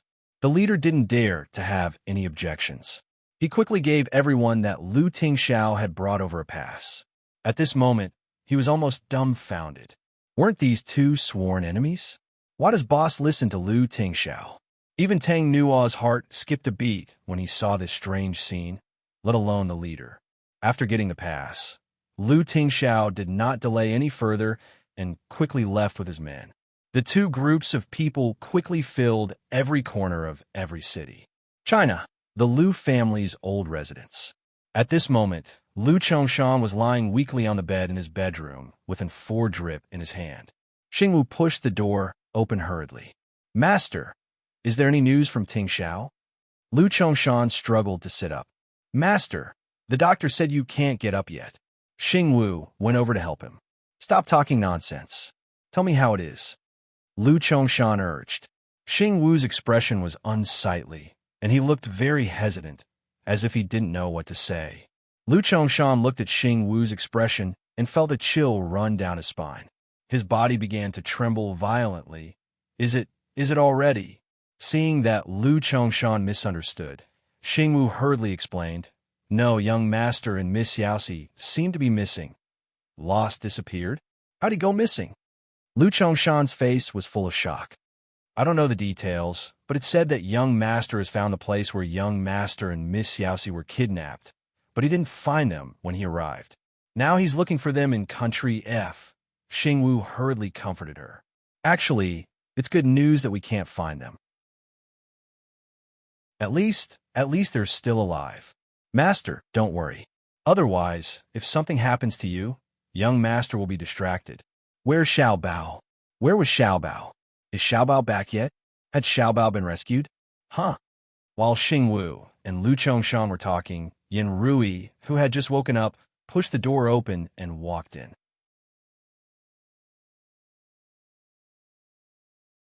Chapter 1703. Xingwu felt a headache when he saw who it was. It's over. Old Madam Xingwu Chongshan. Where's little treasure? Where was Xiaobao? Have you already redeemed Xiaobao? Yin Rui grabbed Xingwu's arm. Looking at Lu Chongshan lying on the bed, her face was filled with fear. Did something happen to Xiaobao? Tell me, did something happen to Xiaobao? Otherwise, why would Chongshan get sick? Lu Chongshan's face was filled with fatigue, and he hurriedly tried to calm her down. Rui, calm down. No, Xiaobao is fine. Tingxiao has already gone to save him. After saying that, he glanced at Xingwu. Xingwu received Lu Chongshan's warning gaze and hurriedly added, Old master is right. Old madam, young master has already gone to redeem them. We'll be able to bring him back soon. Really? Yin Rui's expression softened. She reached out and clutched her chest. Then why? Why can't I calm down? I felt the same way the last time Xiaobao was kidnapped. Can Tingxiao save Xiaobao? Xiaobao will be fine, right? Definitely not. Since the other party has proposed an exchange, as long as we satisfy their demands, the young master will definitely be fine. Old madam, please wait patiently. You still don't believe in young master? Xingwu's tone was firm. All right. I'll go and chant the sutras. I'll go and ask the Buddha to bless us, Xiaobao, and that girl. Yin Rui nodded and left the room in a daze. Xingwu and Lu Chongshan heaved a sigh of relief. After Yin Rui left, Lu Chongshan picked up his phone and clicked on the video again, trying to see if he could find any clues that he had missed before. Unfortunately, he found nothing. After a while, Yin Rui knocked on the door and entered with a cup of ginseng tea in her hand. Chongshan, have some ginseng tea. Lu Chongshan quickly put down his phone. All right, don't be so busy. Take a rest. I'm fine. I can't stay idle. Yin Rui's face was still filled with fear as she said to Lu Chongshan, Chongshan, do you remember? Master Xianxia said that the lass had unparalleled luck and could turn misfortune into blessing. That lass also followed them. Her good fortune will protect our Xiao Bao. So our Xiao Bao will be fine this time, right? Don't doubt these things. Sometimes they really work. Lu Chongshan nodded in agreement. Yes, it will be fine. I don't doubt it. I believe you. Yin Rui felt a little better, probably because she had spiritual sustenance. She took Lu Chongshan's teacup and walked out. Lu Chongshan didn't notice that when Yin Rui left with the teacup, she secretly took his phone with her. By the time Lu Chongshan noticed his phone, it was already too late. In the next second, his wife's terrified scream came from outside the door. After a bang, there was no more sound. Lu Chongshan quickly pulled out the needle and stumbled out. Then he saw that his wife had fainted, and the phone beside her was playing the video recording. In the end, Yin Rui still didn't believe them. She probably saw him looking at his phone. So she stole his phone to look at it. Old madam, wake up. Xingwu pinched Yin Rui's philtrum. Yin Rui slowly woke up and sat on the cold ground in a daze. Her pitch-black eyes were filled with a chill that sent chills down one's spine. Xiao Bao is dead. My Xiao Bao is dead. Is it? Chapter 1704. No, madam, it's not what you see. But it doesn't mean he's dead. Xingwu couldn't go on. Everyone knew that it was very unlikely for them to survive in such a tragic situation, especially for the girl. My Xiao Bao is dead. My good grandson, Xiao Bao is dead.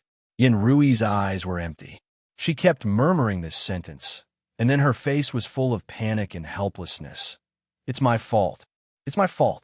I killed Xiao Bao. Why did I take Xiao Bao from Ningxi? If Ningxi had been holding Xiao Bao wouldn't have been taken away. I didn't hold Xiao Bao in my arms. I let Xiao Bao be taken away. I killed my grandson. It's me. In the end, Yin Rui broke down completely. She pounded her chest with all her might and choked with sobs. Grandma hurt you. Grandma hurt you. My Xiao Bao. Lu Chongshan took his wife into his arms. Rui. All right. It's not your fault. It's not your fault. Do you hear me? It's me. Everything happened because of me. It's my fault. I'm sorry. I'm sorry. I'm sorry. I'm sorry. I'm sorry. I'm sorry. Uncle Lu, Auntie Lu, what's wrong? Guan Ziyao's voice came from the door. Behind her were her parents and her brother, Guan Zihao. You vicious woman. Give me back Xiao Bao.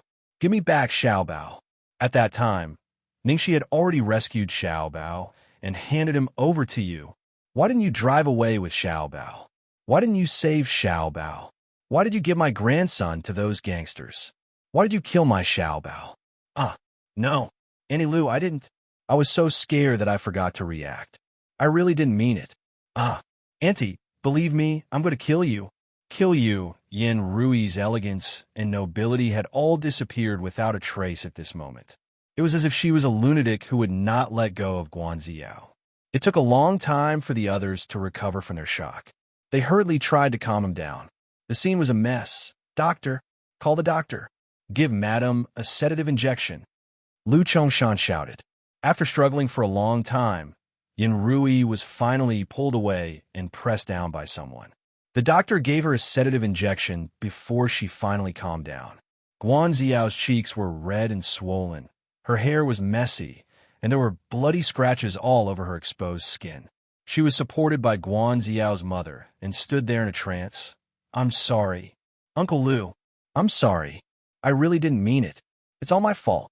Lu Chongshan was powerless to comfort Guan Ziyao, and he said tiredly, something happened to Xiao Bao. Rui is quite emotional. Guan Rui's expression changed slightly. He stepped forward and asked, what did you mean when you said that Xiao Bao was killed? Could it be that Xiao Bao has already? Chapter 1705. Could Lil Bao be dead? Hearing this, Guan Ziyao, and Mrs. Guan looked at Lu Chongshan together. Lu Chongshan's expression was grim as he answered ambiguously. We're not sure about Lil Bao's condition yet. Ting Xiao has already gone to look for him. Not sure? That meant his life and death were uncertain, and the odds were against him. Guan Rui's eyes flickered as he said sorrowfully, "It's our Xiao's fault. She's a timid girl and wasn't able to help much. She's been blaming herself for a long time, and I'm really worried, so I came over to ask about the situation. I'm really sorry." Guan Zihao also consoled him. "Uncle Lu, we're all very sad about Lil Bao. Please take care of yourself. The entire Lu family and the company depend on you. If there's anything you need our help with, just let us know. We'll do our best to help." "Thank you, but that won't be necessary for now. I'm sorry, we can't entertain guests today. Please go back first," Lu Chongshan said casually and sent the guests away. Outside the Lu residence. After getting into the car, Mrs. Guan's expression changed. She checked Guan Ziyao's wounds with heartache. "Damn it, that Yin Rui is the daughter of a wealthy family. How is she a rich lady? She's a shrew. Look at how badly she beat our Ziyao up. She's too ruthless. Forget it. Her only precious grandson is dead. It's normal for her to be a little crazy," Guan Rui said, sounding like he was in a good mood. "Didn't you say you're not sure? How do you know he's dead?" Mrs. Guan asked. "Don't you know Lu Chongshan's personality? He must have kept it a secret from Lu Tingxiao to protect the company and forced him to kill the hostage. Otherwise, why would Yin Rui be so agitated? Something must have happened, and it bodes ill." Guan Rui opened his mouth and analyzed. "Then what about Ningxi?" Guan Ziao touched her red and swollen cheek with a gloomy face and asked. Guan Zihao said, "Little Crown Prince is dead. How could an insignificant person like her be spared? She'll die even earlier. But that woman is quite skilled. Will she ruin things?" Guan Ziao asked worriedly. Guan Zihao raised an eyebrow. "Are you joking? No matter how powerful that woman was, she was only one person, and a woman at that. What could she do against a group of kidnappers? Just wait to be the young mistress of a Lu family. But this incident has made Auntie Lu so estranged from me." Guan Ziao's face was full of worry. Mother Guan said nonchalantly, "Silly girl, she's just sad that she lost her grandson. When you give her another one, how could she not like it? He still treats you like a treasure." A mother's status depended on her son's. These 4 words were applicable everywhere. That's why I said that Lu Tingxiao's illegitimate son can't be left alive. The Lu family values this child too much. If they leave all the family assets to him in the future, wouldn't it be a great loss for us to have a marriage alliance with the Lu family? Even if nothing happened to the child this time, we will definitely find a way to get rid of him in the future. This time, it really saved us a lot of trouble, and we even killed 2 birds with 1 stone. We even got rid of that woman. Guan Zihao laughed. "Mother's right. Sister, don't worry. Let's go back and celebrate tonight. We should be able to hear the good news of that little bastard tomorrow." Chapter 1706. In Country F, Lu Tingxiao and Yun Shun had sealed off Country F and almost turned the entire country upside down, but they still couldn't find Ning Shi and Xiao Bao. Logically speaking, with a woman and a child in tow, it was impossible for the other party to disappear without a trace. Time was ticking away. Ning Shi and the baby would be in more danger if they were delayed for 1 more second. After another half an hour, Lu Tingxiao and Yun Shun met up in the city. They exchanged a look and knew that they hadn't found the other party. For a moment, the atmosphere was stagnant. Country F was very small, not even as big as some cities in China. Such a long time was enough for them to search several times, but they still couldn't find any trace, as if the other party had disappeared into thin air. Annie had been picked up by Yun Shun and was following him closely in order to treat Ning Shi and Xiao Bao as soon as possible. Lu Tingxiao glanced at Annie. How long can they last? Annie's face was solemn. Xiao Bao has been in Brother Shi's arms, so I can't see her injuries clearly, so I can't make a judgment. As for Brother Shi, she was shot in her calf, arm, and abdomen. The most fatal one was the last shot. I guess her internal organs must have been seriously injured, and her head must have been badly injured. Annie couldn't go on. Even if she didn't die on the spot, if she didn't get timely treatment, she won't last long. Annie didn't answer how long Lu Tingxiao could last because Ningxi was so seriously injured and they had been delayed for so long. She might have already. After Annie said that, there was a dead silence in the air, and the two men looked terrible. After a moment of torturous silence, Lu Tingxiao suddenly said, "Let's go back to where we were just now." Yin Shun's eyes flickered. "We were just now? What do you mean?" Tang Lang exclaimed, "That's right. We've been looking for so long, but we still can't find them. Could it be that they haven't left at all?" Therefore, a group of people rushed to the place where Ning Shi and Xiao Bao disappeared and began to search every inch of the ruins and buildings of the ruined city. Shen, just as Lu Tingxiao, Yun Shen, and the others were racing against time to find the person, an angry voice suddenly came from behind them. Hearing this voice, Yun Shen narrowed his eyes and turned around. There was a bone-chilling coldness in his eyes. Xiao Yi's face was full of anger as he strode towards the man. "Shen, are you crazy? He's not in the company. What are you doing here? What nonsense? Don't you know why I came here, Uncle Xiao?" The man asked coldly. "Shen, I didn't tell you about this because I didn't want to affect you. Everything I did was for your own good, and now you will destroy everything we have. I order you to return to the company immediately." Xiao Yi shouted angrily. Yin Shen chuckled in a low voice. Order me." "Xiao Yi, who do you think you are to me? Who do you think you are?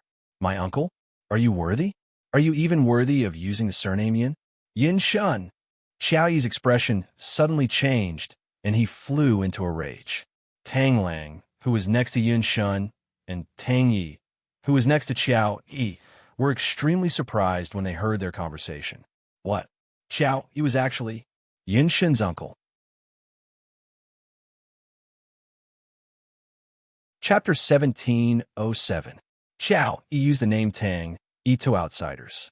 Only his own people knew that his real name was Xiao Yi. However, after hearing the conversation between the two of them, they were surprised to find that Xiao Yi had another name, another identity. He and Yin Shen actually had such a shocking relationship. Xiao Yi's expression was not much better. It was extremely gloomy. "Yin Shen, how dare you talk to me like this just for a woman? Are you going to watch everything we've done for so many years go down the drain just for a woman? Have you forgotten how your mother died? Do you want her to have no peace in the underworld?"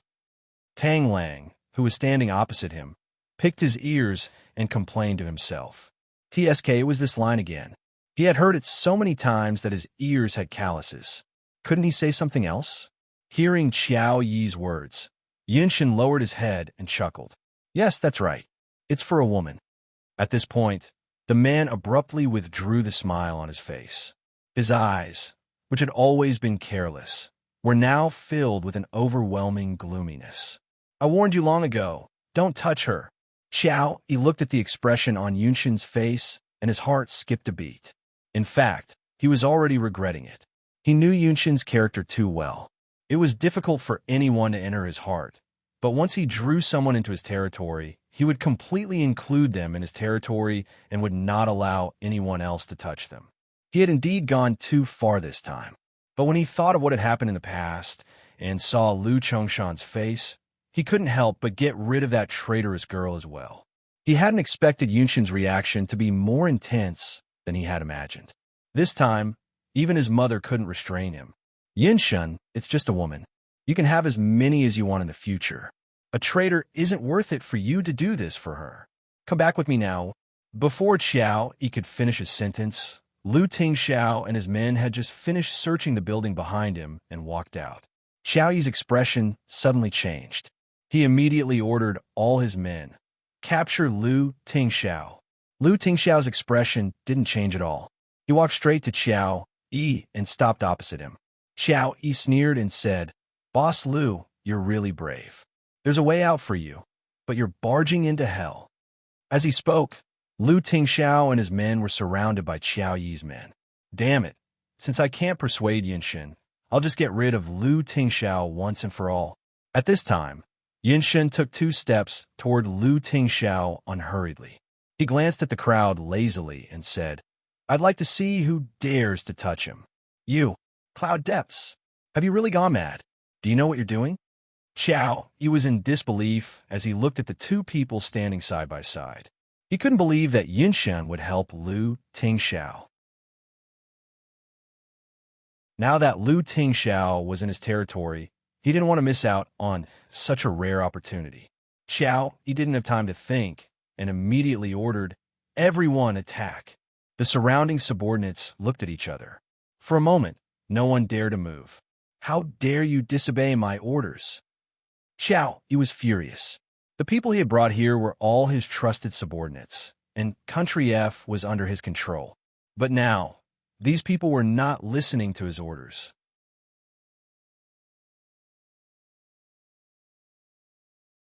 Chapter 1708.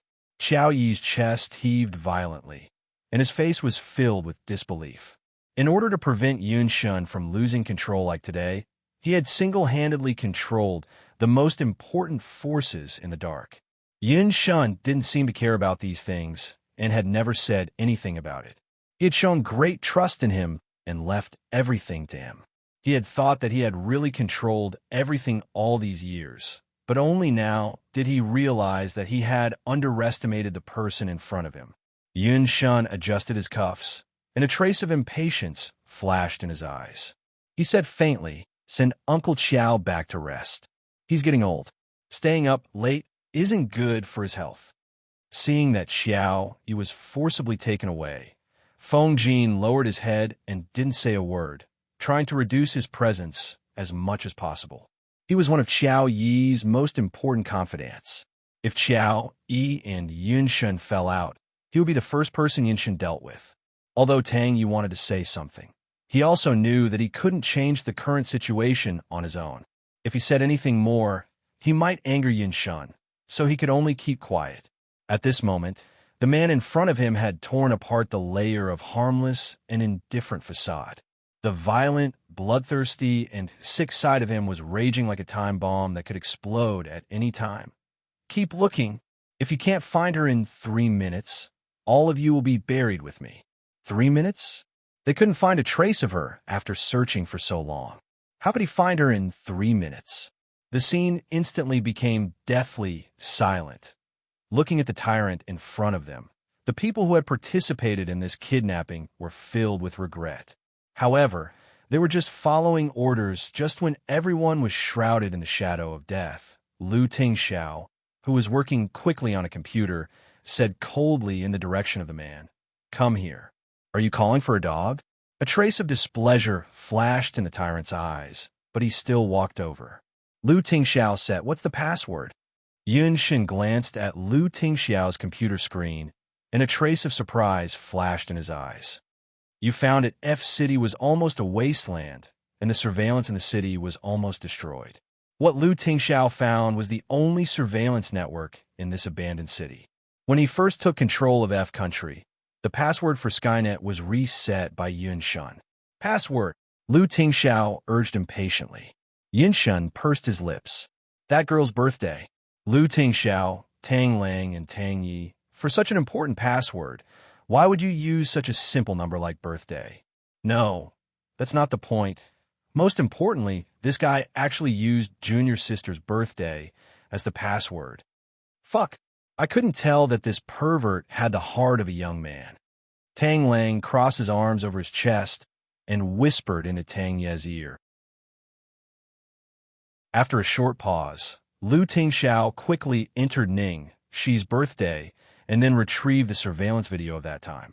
Compared to the blurry video on Lu Chongshan's phone, this surveillance camera had a bird's-eye view of the entire abandoned city ruins. The equipment was considered high-end, and it was still very clear at night. The effect was much better than the video on Lu Chongshan's phone. Even the expressions on people's faces could be seen clearly. Lu Tingxiao immediately adjusted the surveillance to the time when those people were preparing to deal with Ning Shi. Then, he wanted to see what had happened and who the mysterious person who had suddenly appeared was.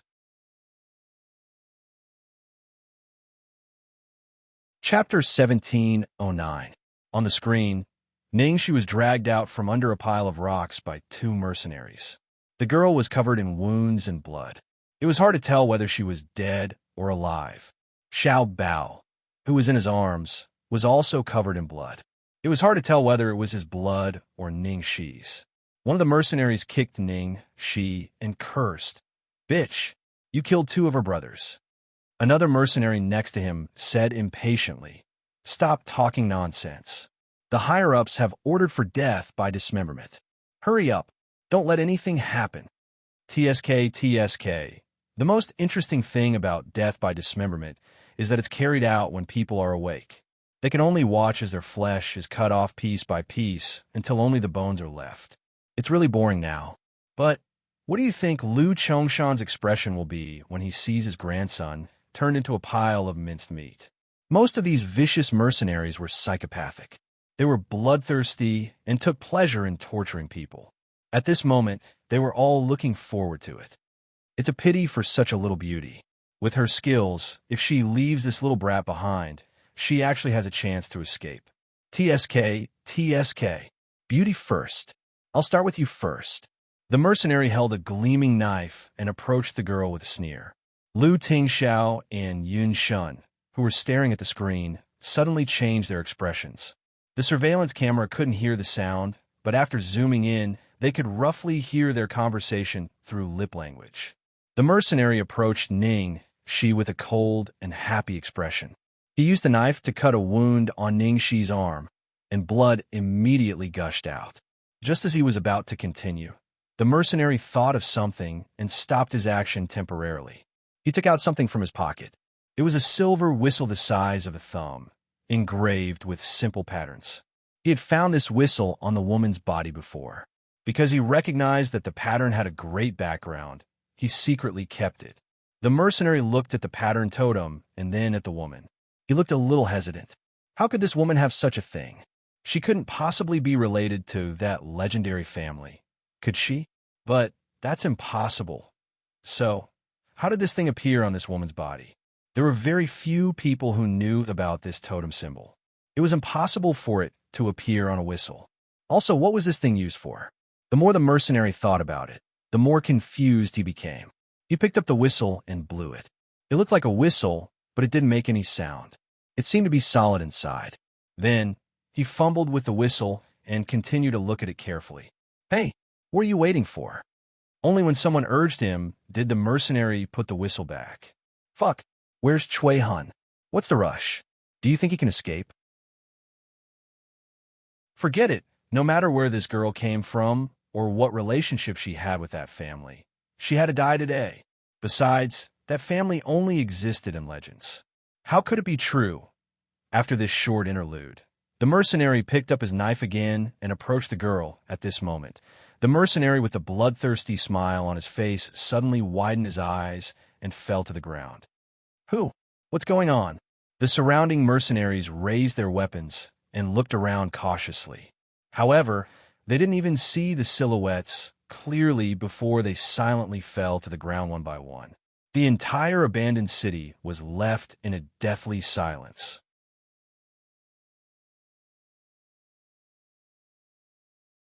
Chapter 17:10. Then a man appeared in the image. He had long black hair and was as beautiful as a fairy. The man took out the whistle from one of the mercenaries and walked in front of Ning Shi. He opened his thin lips and said, "You're really lucky." After saying that, he bent over and picked up the girl, disappearing in a few leaps. Tang Lang and Tang Yi exclaimed at the same time when they saw the man. "Fuck, it's him. It's him. Do you know each other?" Yinshan asked. Lu Tingxiao also frowned. He had seen that whistle in Ning Shi's hand. At that time, Ning Shi said that a powerful master owed her a favor and gave it to her. She said that the master would come to save her, but it seemed that there was an accident. Ning Shi didn't have time to think of this whistle and blow it in time before it was taken away by those mercenaries. At the last moment, the mercenary blew the whistle by himself, and the expert must have been nearby, which was why he was able to rush over so quickly. No wonder that man said, "You're lucky." Lu Tingxiao was shaken to the core just by imagining it. The master that Ning Shi mentioned should be the man in the image. Since the man owed Ning Shi a favor, he should be a friend and not an enemy. Tang Lang was extremely excited as he said, "This guy interrupted my duel with Tang Yi that night, And the man who beat the shit out of him, Tang Yi, and I couldn't even get close to him. He's a freaking monster. Why did this guy appear here to save Little Junior's sister? How did he know Little Junior's sister? That's not the point. I think he went to the cemetery. Tang Yi said. The cemetery? They didn't have time to think and immediately led everyone to the cemetery. The cemetery was very close to them, but they had already patrolled the area and didn't find any traces. They finally arrived at the cemetery and patrolled it again. As expected, they found nothing. At this moment, a creepy creaking sound came from somewhere in the gloomy graveyard. Everyone straightened their backs and looked in the direction of the sound. Accompanied by the sound of the gates of hell opening, a man's cold voice suddenly rang out in the cemetery. Hey, you guys. Who is this girl's man? Lu Tingxiao, Yin Shun, Tang Lang, Tang Yi, and the other subordinates rushed toward the man. When they got closer, they realized that it was indeed the man in the surveillance camera. Hearing the man's question, Yin Shun frowned slightly. It's me. Who are you? Where is Tang Shi? The man furrowed his brows and said seriously, I hate lying. Yin Shun was speechless. How could this guy say that he had deceived him? The man ignored Yin Shun's ugly expression and looked in Lu Tingxiao's direction like an eagle. It's you, right? You look exactly like that little guy. It's me. Lu Tingxiao ignored Yin Shun's expression and quickly walked toward the man. At this moment, an ancient tomb appeared behind the man. There were oil lamps on both sides, and it was so deep that one couldn't see the bottom. Follow me. The long-haired man walked down. As soon as Lu Tingxiao followed him in, the door immediately closed and disappeared into the weeds without a trace. Chapter 17:11. After passing through a long corridor, they arrived at a secret room. There were two people lying on the stone bed in the secret room. They were Ning Shi and Xiaobao. After searching for so long, they finally found them. How are they? Lu Tingxiao's voice trembled as he approached. He reached out to touch the girl, but didn't dare to touch the wounds all over her body. Ning Shi's wounds seemed to have been treated, but he couldn't feel her breathing. Xiaobao's body was moving up and down slightly. The man replied, I'm fine. I'm not good with children, so I put him asleep for now. As for the big one, Lu Tingxiao asked, How is the big one? The man looked at the girl on the stone bed and sighed slightly. His expression was a little complicated. After a while, he considered his words and said, I specialize in external injuries. I can only protect her for a while. Take her to the hospital immediately. I can't guarantee her life after that. The man's words gave Lu Tingxiao an ominous premonition. Good. Thank you. China, Imperial City Hospital. After a difficult night of searching, Lu Tingxiao finally found Ning Shi and Xiaobao.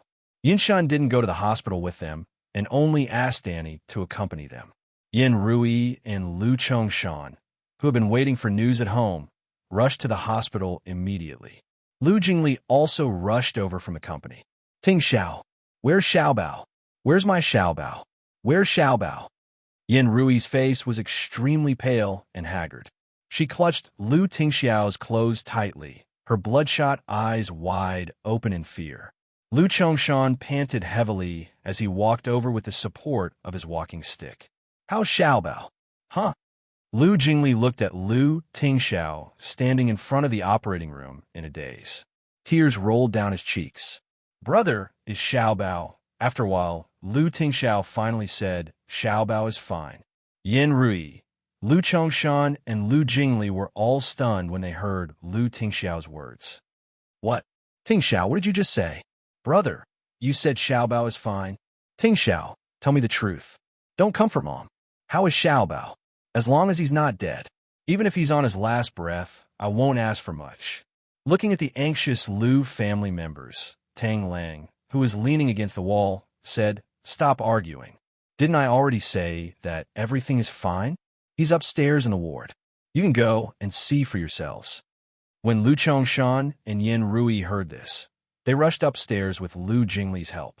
As soon as the three of them walked to the door of the ward, they saw a doctor in a white coat coming out of the ward. Doctor, How's our Xiaobao? The person who treated Xiaobao was the vice president. When he saw the two of them, he quickly said, Old Master Lu, Old Madam Lu, don't worry. Your grandson is safe and sound. He only suffered some superficial injuries. He's still unconscious now, but he'll wake up soon. Hearing the doctor's words, Yin Rui was stunned. She couldn't believe her ears. Doctor, what did you just say? You said Xiaobao is fine? Do you think our Xiaobao is fine? Yes, you can visit him now. You can go in and see him, the deputy director comforted. Okay, I'll go now. I'm going now. The three of them rushed into the hospital.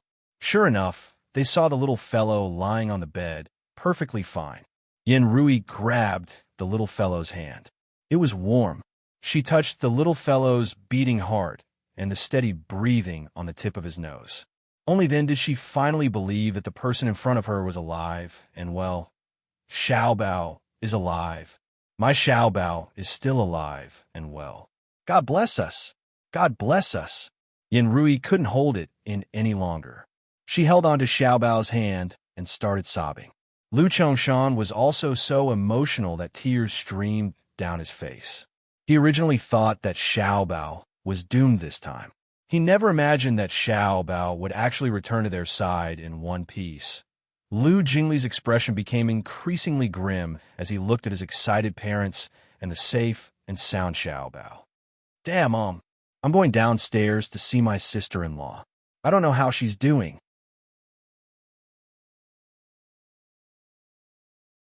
Chapter 17:12.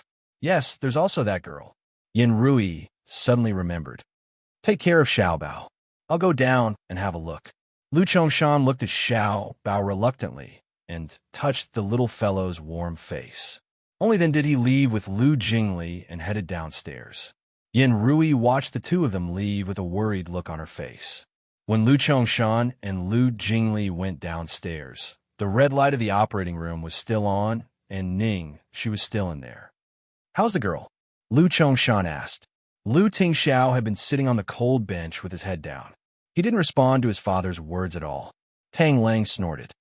Her arms, abdomen, left and right legs. She was shot everywhere. Her scapula was fractured, 3 of her ribs were broken, and her head was... Lu Chongshan's face turned paler with every word Tang Lang said. He had seen the girl's injuries in the video.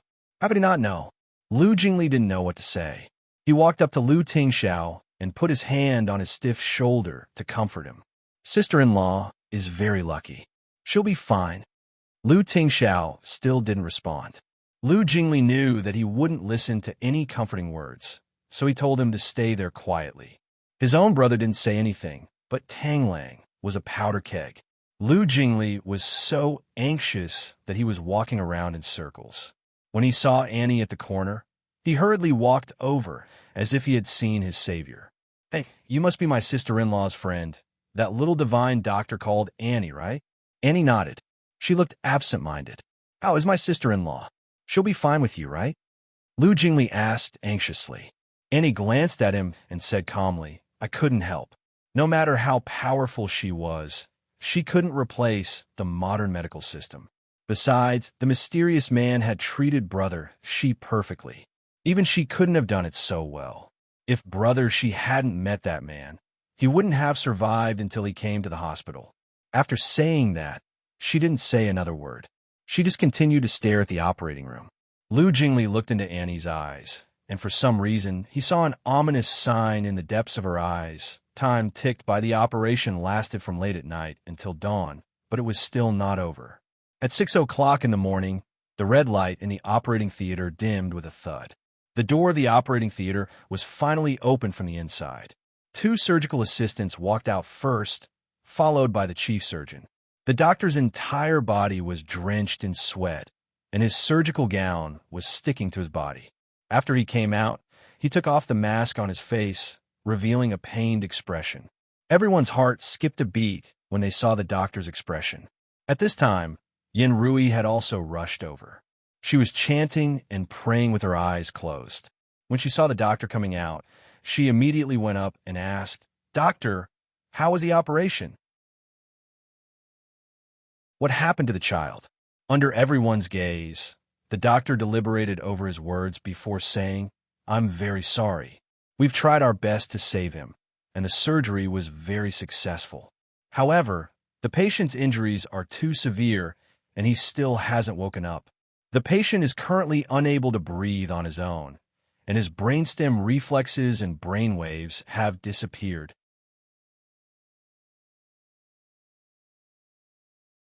Chapter 17:13. Hearing the doctor's answer, everyone was stunned and couldn't come back to their senses for a long time. After a long time, Lu Jingli asked agitatedly, "What do you mean by involuntary breathing? What do you mean by brainstem reflexes disappearing? Aren't these descriptions used to describe a dead person? Doctor, can you explain it more clearly?" The chief surgeon was the director himself. He knew how important this surgery was, but he could only speak the truth. The patient is now in a deep coma. Currently, we can only use the ventilator and medicine to maintain the patient's signs of life. Once the life support system is removed, the patient will die immediately. Following the doctor's words, the entire corridor fell into a dead silence. Yin Rui's face turned pale as she fell onto the bench. How could this be? How could this be? Lu Tingxiao sat there like a statue, motionless. The doctor paused and looked at Lu Tingxiao. "My condolences, family member. I'm sorry, but I still have to ask, do we continue to maintain the patient's life or remove the life support system and let the patient leave in peace? What will happen if we continue to maintain the patient's life?"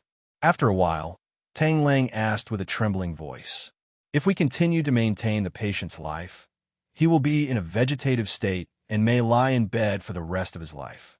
Generally speaking, even if we use machines and medicine to maintain the patient's life, it can only last for a dozen years at most because the patient's life functions will gradually deteriorate over time." The doctor replied and sighed. Although this was considered living, it was actually suffering. With every word the doctor said, everyone's hearts grew colder. Of course, we continue to maintain the life support. Even if he is in a vegetative state, there will be a day when he wakes up, Lu Jingli hurriedly said. The doctor nodded. "That's right. Although the chances of this happening are very small, there are many precedents. Do you still need to ask?" "Of course, we continue to maintain the life support." Lu Jingli immediately made a decision. The doctor looked a little uncertain. In the end, he turned to Lu Tingxiao and asked, "Boss Lu, you mean..." Lu Jingli saw that the doctor was still questioning his brother and was extremely anxious. Asking his brother this kind of question, wasn't it like stabbing a knife into his heart? After an unknown amount of time, the man's hoarse and broken voice finally sounded in the empty corridor. "Continue to maintain the life support." "Okay, I understand." The doctor sighed and left. In the VIP ward. At this moment, the girl who had always been as carefree as the wind was lying quietly on the bed. Her body was covered with cuts and bruises, and she had lost all consciousness. She could only rely on the ventilator to maintain her life. Lu Tingxiao sat in front of the hospital bed expressionlessly. He carefully picked up the girl's small hand that was covered with small scars and kissed it very gently. It seemed that he was afraid of disturbing her, even though he knew that she might never wake up again. "Xiaoxi, I'm sorry, forgive my selfishness. I can't let you go." Sorry, outside the door, Yin Rui and Lu Chongshan did not go in due to self-blame and guilt. They looked at the situation inside the ward through the window with a solemn expression.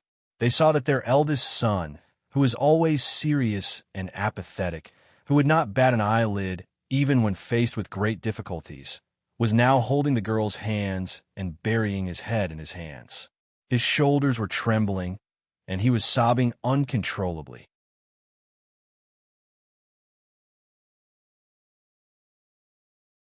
Chapter 17:14. All this time, they had misunderstood her, doubted her, and denied everything she had done for Xiaobao.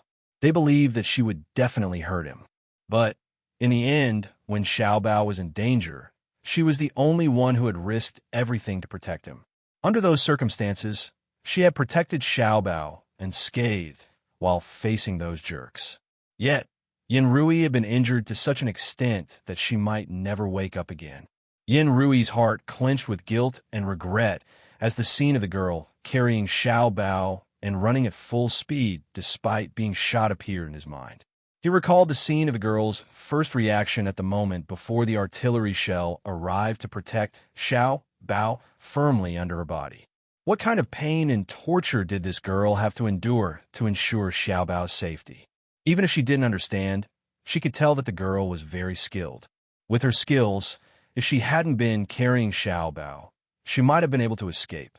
Moreover, this disaster had nothing to do with her, yet she had gone to such lengths for Xiao Bao. She really liked and loved Xiao Bao. This kind of love was no less than a mother's love for her child. How could a mother harm her own child?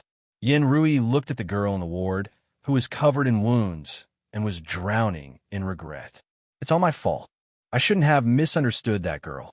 She was someone Ting Xiao trusted so much. Xiao Bao liked so much. Why didn't I try to get to know her better? If I had believed Ting Xiao and Xiao Bao believed that girl, none of this would have happened. Now that this girl is in this state, how am I going to face Ting Xiao? When Xiao Bao wakes up, how am I going to explain things to him? Lu Chongshan stood there in a daze as he listened to his wife's sobs. In just one night, his hair had turned completely white, and he looked like he had aged 10 years. His grandson had been saved, but as he looked at the girl in the ward, the Lu family owed this girl too much. Even if they did everything they could, they wouldn't be able to repay her. One wrong step led to many wrong steps. Because of his stubbornness, he had almost killed his grandson. In the end, an innocent person had to suffer the consequences. If he could, he would rather he had been the one to suffer the consequences. But now, there was no turning back. At the end of the quiet corridor, Annie stood in a daze for a long time before she finally picked up her phone and made a call. "Hello, how is she?" The man's husky voice came from the other end of the phone. Annie was silent for a long time. The person on the other end of the phone was silent as well. He didn't rush her. Half a day later, the girl took a deep breath and said, "The operation has just ended. Although it was a success, Brother Shi's injuries are too severe. He can't wake up and can only be kept alive with a ventilator. If I'm lucky, I don't know when I'll wake up, or maybe I'll never wake up." As soon as the girl finished speaking, there was no response from the other end of the phone. "Brother Shen?" Annie sounded worried. "It's okay. You stay there. If you can help, just do it." The man hung up the phone. In the darkness, the man stared blankly at the complicated strand diagram on the flickering computer screen and murmured softly, "Ha! These things, I'll give them to you as a dowry. If you don't wake up, other women will take advantage of them."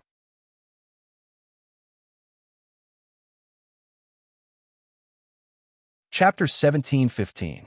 The sun rose, and its bright light shone over the entire city. The battle between the Lu Group and Elon Ventures ended with the Lu Group's victory. Elon Ventures suffered heavy losses due to the sharp fall in many of its important investments and the huge liquidated damages from its partners.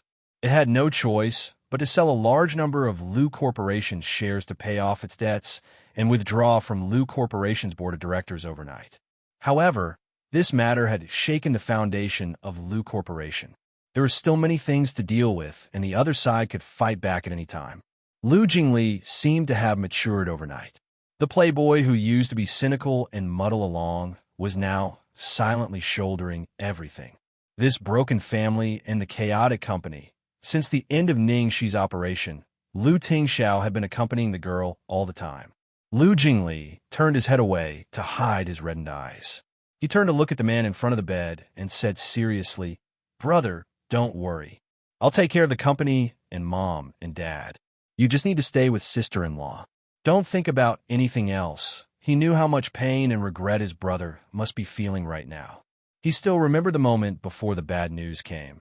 Lu Tingxiao suddenly asked him to pick up Ningxi and put her in his line of sight. He must have sensed the danger then. Lu Tingxiao tightened his grip on the girl's hands, and a bitter smile appeared on his face. What's the use of staying with her now? Although he didn't want to admit it, he clearly knew that those photos and his jealousy towards that man had caused him to lose his rationality and judgment in this matter. He wanted to solve all of this, but he had neglected the most important thing. He kept asking her to wait. Wait for everything to be settled. But now, she couldn't see it. If he had been a little more considerate, perhaps none of this would have happened. At the thought of this, great despair and regret swallowed him up. He thought, if only he had been more considerate, if only he had been calmer and not so radical, if only he hadn't provoked her from the beginning, if only he hadn't forced her in his world. She was so unrestrained, so free, so passionate, and the person she liked was the same as her. However, for him, she had slowly retracted her edges, folded her wings, changed herself bit by bit, wronged herself, and even risked her life for him. Maybe I was wrong from the beginning. I shouldn't have forced her to be with me. At this moment, the man's tone had faded all the arrogance and loneliness. He was so fragile that it seemed to break at the slightest touch. Lu Jingli had never seen the proud Lu Tingxiao look so fragile and decadent. His heart suddenly ached. "Brother, what nonsense are you talking about? Little Cece really likes you, okay?" Lu Jingli was anxious. Just as he was about to console her, his phone rang. It was Yin Rui. "Hello, Mom, what's wrong?" "Hey, Jingli, come over quickly. It's best if your brother comes over quickly as well. Lil Treasure is awake." Yin Rui's panicked voice came from the other end of the phone. Jingli suddenly became anxious. "Xiaobao woke up? Okay, I'm coming."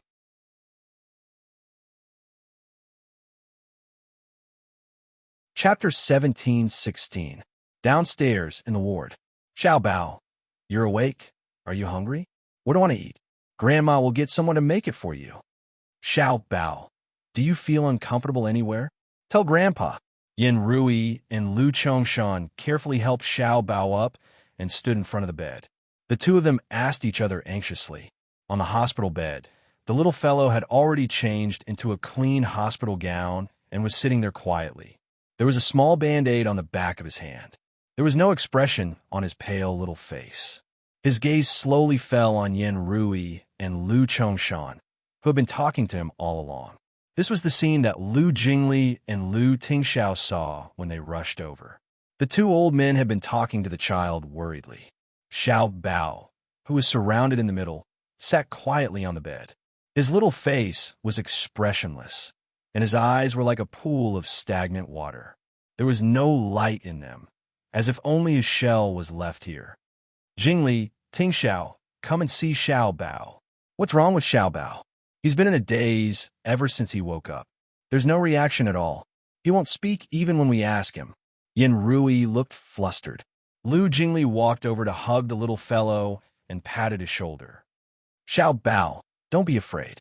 It's all right now. You're safe now. No bad people will hurt you anymore. Look, Grandpa, Grandma, and us are all here.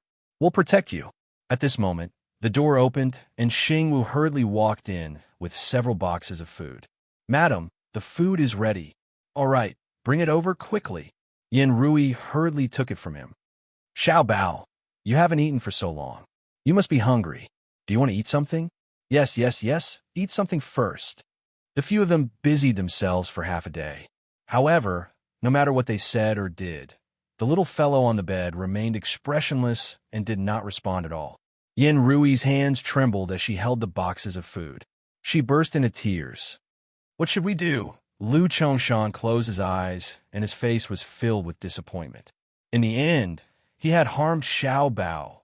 Under the patient company of that girl, Xiaobao had already completely recovered. He had become so lively, scary, smart, and adorable. But now, he had become even worse than before. Lu Jingli's eyes were red as he said, "Xiaobao must know. He knows that little Cece did it for him. He doesn't want to wake up so that he doesn't have to face these things." The atmosphere in the ward was stagnant. After who knew how long, Lu Tingxiao, who had been silent all this time, walked to the bed and looked at his son, who had a blank look in his eyes. "I'll take you to see her."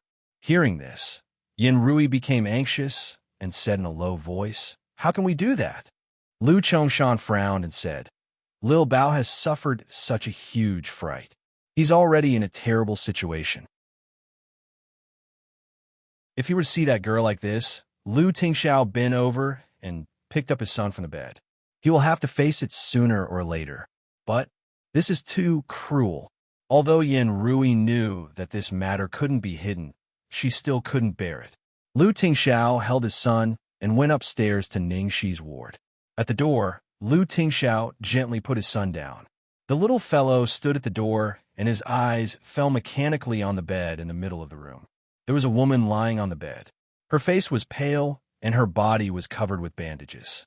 She was wearing a respirator, and her body was connected to countless complicated wires and tubes. It looked terrible. The person who was lying on the hospital bed, looking very scary, was his mother.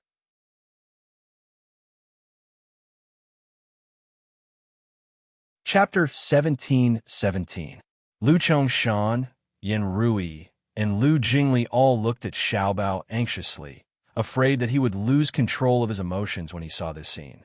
They had even asked the doctor to make all kinds of preparations. However, what awaited them was something worse than losing control of his emotions. Even after seeing Ningxi, the little boy still had no reaction. The dull expression on his face was exactly the same as before. What they were most worried about still happened. The child had seen Ningxi get shot and injured with his own eyes. Under extreme fear and an ominous premonition, he was knocked unconscious by Ningxi. He might even have woken up in Ningxi's arms at the last moment. In his subconscious, perhaps Ningxi was already dead, so he would forever exist in that world with his dead mother. Yen Rui and Lu Chongshan's faces were full of despair as they looked at their emotionless grandson who had no reaction to the outside world. Xiaobao had walked out because of Ningxi, but this time, without Ningxi, who else could make Xiaobao walk out of the shadows a second time? Lu Jingli, who was behind them, was anxious. He hurried over and carried Xiaobao to Ningxi's bed. He placed Xiaobao on the edge of Ningxi's bed and gently touched Ningxi's cheek with his little hand. "Baby, look, it's mommy." However, the little boy was like a puppet on strings, manipulated mechanically. Lu Jingli's heart fell to the bottom. He hugged the little boy in his arms with heartache. "Xiaobao, wake up."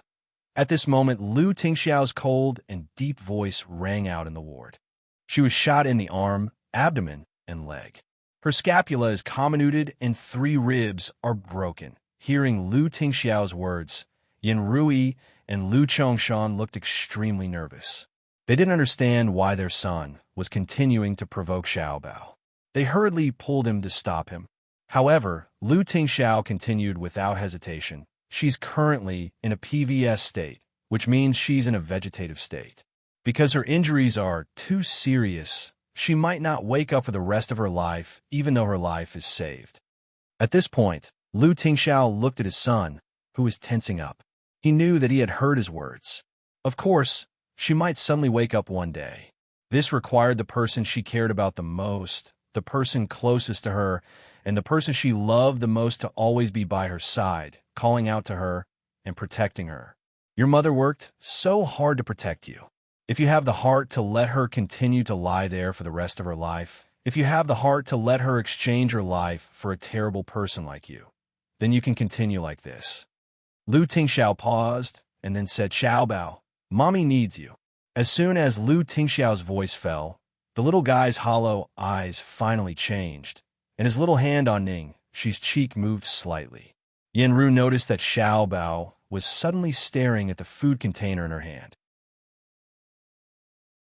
She hurriedly walked over and asked, "Xiaobao, do you want to eat something?" Xiaobao stared blankly at the food in Yen Rui's hand and nodded.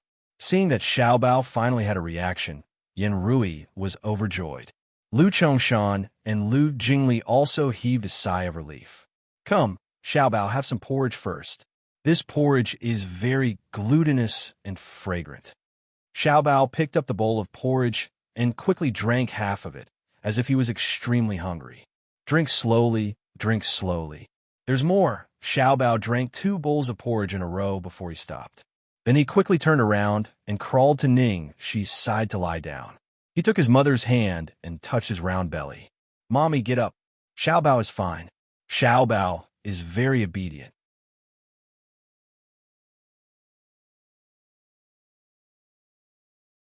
Chapter 17:18. At the Guan residence. "How was it? Did you find out? What's the situation?" Mrs. Guan asked anxiously when she saw her son. Guan Ziao also looked over anxiously. Brother, how are Xiao Bao and that woman? Mother Guan muttered with an unfriendly expression. He's too lucky. He can even be saved in this situation. Guan Rue sat there unhurriedly. What's the rush? Let Zihao explain. Guan Zihao took off his jacket and drank half a cup of tea. Mom, Xiao, don't worry. Although they've been saved, there's no difference in the outcome. These two people are no longer a threat to us. Not a threat? Do you mean they've been crippled by those people? I heard that they're all outlaws, and they're the best at torturing people. Mrs. Guan asked. It's worse than that. That vixen has become a vegetable. As for Lu Tingxiao's illegitimate son, I asked someone in the hospital about him. They said that he was too frightened and didn't speak or drink after he woke up. He's like a wooden man, and his condition is worse than before. He's basically crippled. Guan Zihao explained to them in detail. Hearing this, Mr. Guan and Mrs. Guan were overjoyed. Are you serious? Is the news reliable? Of course it's reliable. You can prepare to visit him later and ask about the situation. Guan Zihao said confidently. Guan Ziao relaxed when she heard this, but she was still a little worried. There's still a chance that he'll wake up from a vegetable, right? Mrs. Guan was anxious too. Yes. What if that woman wakes up? That little bitch is very capable. If she wakes up and coaxes Xiao Bao back to normal, wouldn't all our efforts be in vain? Guan Zihao said nonchalantly. How can a vegetable wake up so easily? Also, that woman's injuries are very serious. The chances of her waking up are very small. Even if she's lucky, it'll probably be 8 to 10 years later. Lu Tingxiao isn't stupid. Why would he waste so much time waiting for a vegetable? Even if he's willing, it depends on whether Lu Chongshan and Yin Rui are willing. I'm afraid the longer we delay, the more trouble we'll have. Guan Rue pondered, then looked at his wife and Guan Ziao and said, Ziao, go to the hospital with your mother now. First, check out the situation, and second, find out what the other side wants. Guan Ziao subconsciously touched the scratches on her body that hadn't healed yet. Her face was gloomy, and she was a little unwilling. Are we going now? But Annie Lu has such a big problem with me. Last time Mother Guan took her daughter's hand and said, Didn't I tell you last time? This is all temporary. Once you give birth to a fat boy for the Lu family, everything will be resolved. Just bear with it for now. No matter what Yin Rui thinks, at a time like this, we have to show our stance. You have to make her believe that you didn't do it on purpose. You also feel very guilty. You can't let her think that you deliberately harmed Xiao Bao. Obviously, Guan Yu's mother also knew that this was the biggest taboo of the Lu family. She absolutely could not touch it. Otherwise, there would be no chance at all. Guan Rue nodded. Your mother is right. Xiao, go. Don't spoil the great plan if you can't bear it. At this moment, Guan Jichen rushed out of the house. I'm going to. Has that little mute become an idiot again? I want to see it. Don't be ridiculous. Why are you going? Don't agitate her again.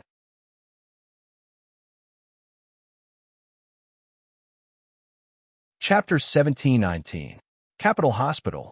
When the elevator door opened, Mrs. Guan and Guan Ziao stepped out and saw a person standing at the end of the corridor, wiping her tears. It was Yin Rui. Sister-in-law, are you okay? Mother Guan hurriedly greeted him with a face full of concern. Guan Ziao didn't dare to get too close. She stood behind Mrs. Guan, her pale face full of guilt. Aunt Lu, how is Xiao Bao? Yin Rui quickly stopped crying and returned to normal. She looked at the two and said, Xiao Bao has woken up. Fortunately, he's not injured. He's just a little frightened. Yin Rui was a completely different person from his shrew from last night. She had returned to being a noble and elegant lady from a wealthy family. Mrs. Guan and Guan Ziao looked at each other. Were they frightened? As expected. As long as she's fine, it's fine. Guan Ziao's mother patted her chest in relief. She then pulled Guan Ziao to apologize again. Sister-in-law, I'm really sorry about this. You and Brother Lu are always right to blame me. Ziao has been very upset. After she went back, she blamed herself so much that she couldn't eat or drink. She didn't even drink a sip of water. Looking at Guan Ziyao's pale and haggard face, Yin Rui sighed and said, I'm the one who should apologize. I was too impulsive last night. Ziao, I'm sorry. Does your body still hurt? Seeing Yin Rui's change in attitude, Guan Ziyao's eyes lit up secretly. And I'm fine. As long as you can forgive me, I'll do anything. I can help take care of Xiaobao. Yin Rui declined politely. I'm very grateful for your kindness, but there's no need. There's already someone taking care of Xiaobao. Hearing Yin Rui's evasive attitude, Mrs. Guan and Guan Ziao were even more certain that their brother was right. Mrs. Guan comforted Yin Rui. Seeing that Yin Rui's attitude had softened, she took the opportunity to test her. Sister-in-law, as the saying goes, one who survives a great disaster is bound to have good fortune. Now that the company is fine and Xiaobao has been rescued, there will definitely be good fortune in the future. However, after so many things have happened, there's still some bad luck. We need some good news to wash it away. What do you think? Yin Rui froze when she heard that. She immediately understood what Mrs. Guan meant. Originally, she was thinking of finding a suitable opportunity to talk about this matter in the future, but since she had already brought it up, she didn't want to drag it on any longer. Thus, Yin Rui thought for a moment, then looked at Mother Guan and said, Sister-in-law, the reason why I don't blame Ziao is because Ziao is not related to me in any way. I don't have the right to ask her to do anything for our Xiaobao. Under those circumstances, if Ziao had done anything, she might have been implicated as well. Thus, I don't blame her. Hearing Yin Rui's words, Mrs. Guan's expression changed and Guan Ziao frowned. Yin Rui seemed to want to disassociate herself from the matter. Yin Rui looked at them and continued. And Ningxi, it can be said that, this time, she saved Xiaobao's life. She used her own life to exchange for it. As Yin Rui spoke, tears welled up in her eyes. She paused for a moment before she continued. One must have a conscience. If I still misunderstood her at this point and stopped her from getting together with Ting Xiao, wouldn't that be too disappointing? As Mrs. Guan and Guan Ziao's expressions changed slightly, Yin Rui finally said, So, no matter what happens to this girl, and whether she can wake up or not, I'm sure she will be my daughter-in-law.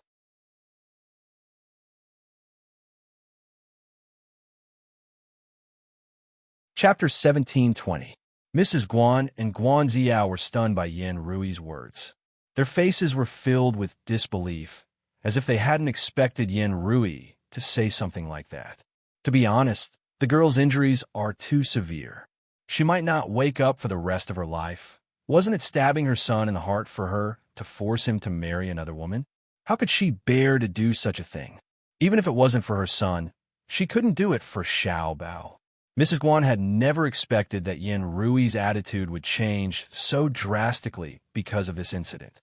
It took her a long time to calm down before she said, Sister-in-law, I understand what you're thinking, but you can't let Ting Xiao marry a vegetable just because you feel guilty.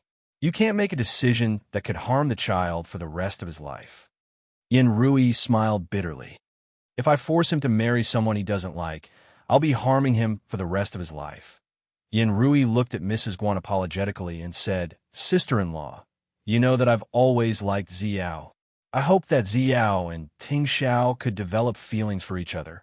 But in the end, I'm also very sorry. Ting Xiao only has eyes for that girl now. Under such circumstances, it would be irresponsible for Ting Xiao to force himself to be with Ziao. Yin Rui looked at Guan Ziao and sighed. Ziao, you're a good girl. It's our family's bad luck. Guan Ziao's face was even paler than before. She bit her lip and didn't say a word. Yin Rui would rather let Ting Xiao marry a vegetable than marry her, knowing she was already in such a state, and she still lost to her? Was it because that woman saved Xiaobao? Mrs. Guan was naturally anxious when she heard Yin Rui's words. Sister-in-law, I don't think we can come to a conclusion so easily. How do you know that Xiaobao was saved by that woman? What could she have done as a woman? She'd be lucky if she didn't get in the way. Hearing Mrs. Guan's doubts, Yin Rui's gentle expression turned ugly. Sister-in-law, don't worry. I've investigated this matter thoroughly. Yin Rui laughed at herself in her heart. At this moment, She was unhappy that others were doubting Ningxi, but she didn't expect that the person who had always doubted Ningxi was herself. Mrs. Guan couldn't find any other words to refute. She could only frown and say, "Sister-in-law, I think you'd better think about this carefully.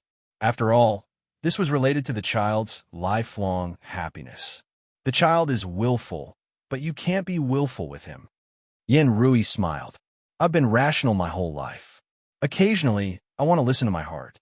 Sister-in-law, Xiao, thank you for coming over.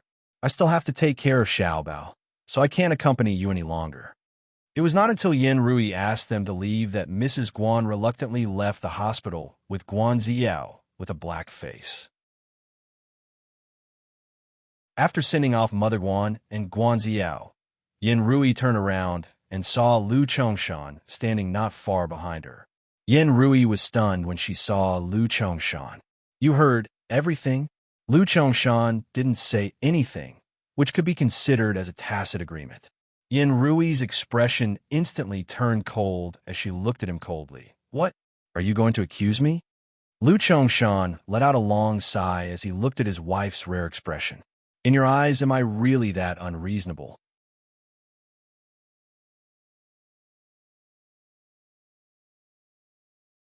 Chapter 17:21. Rui, you and I are the same. The reason why we didn't believe this girl back then was because of her identity as an actress. We were worried that she would be the same as that woman back then. Everything she did to Xiaobao was just a disguise and an act. Lu Chongshan shook his head and smiled bitterly.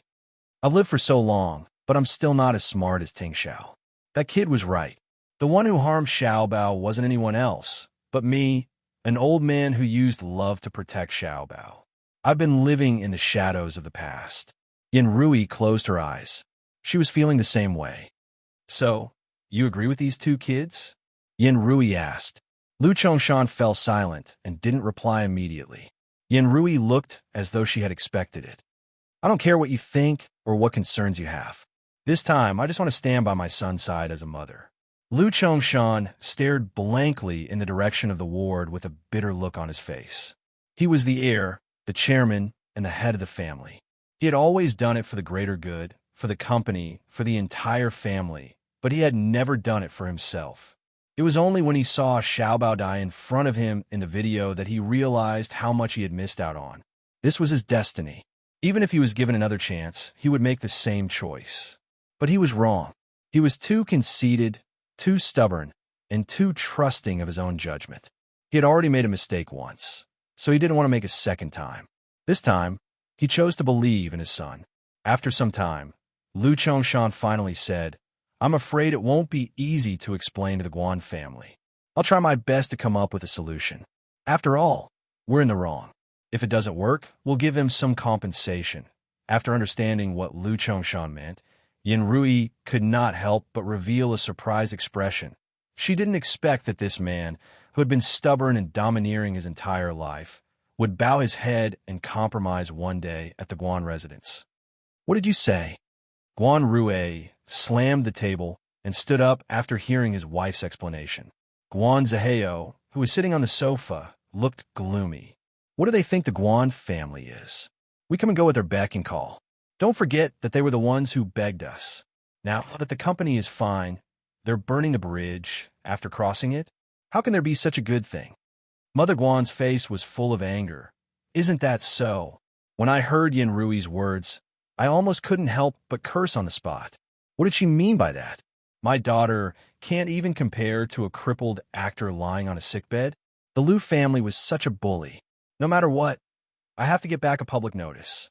"Old Guan, say something."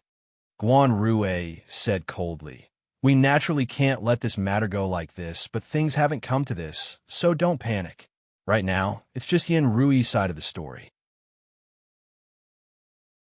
It's inevitable that women are short-sighted and soft-hearted. Besides, her words won't be of much use. This matter still depends on Lu Chongshan's attitude." Guan Xiao frowned. "I think this matter has affected Uncle Lu and Annie Lu quite a lot. What if Uncle Lu also?" Guan Rui picked up his phone and made a call. "I'll call Lu Chongshan now and ask both families to come out and have a good talk. I would like to personally ask Lu Chongshan what his intentions are.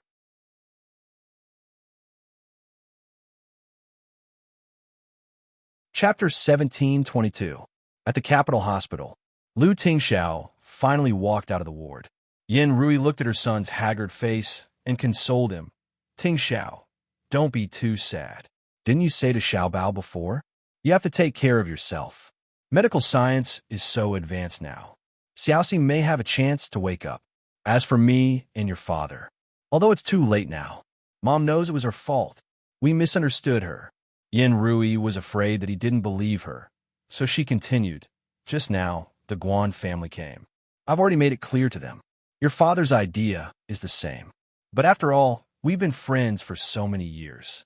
Your father and I did so many things behind your back and gave Ziyao so much hope. We're sorry, but you don't have to worry about this.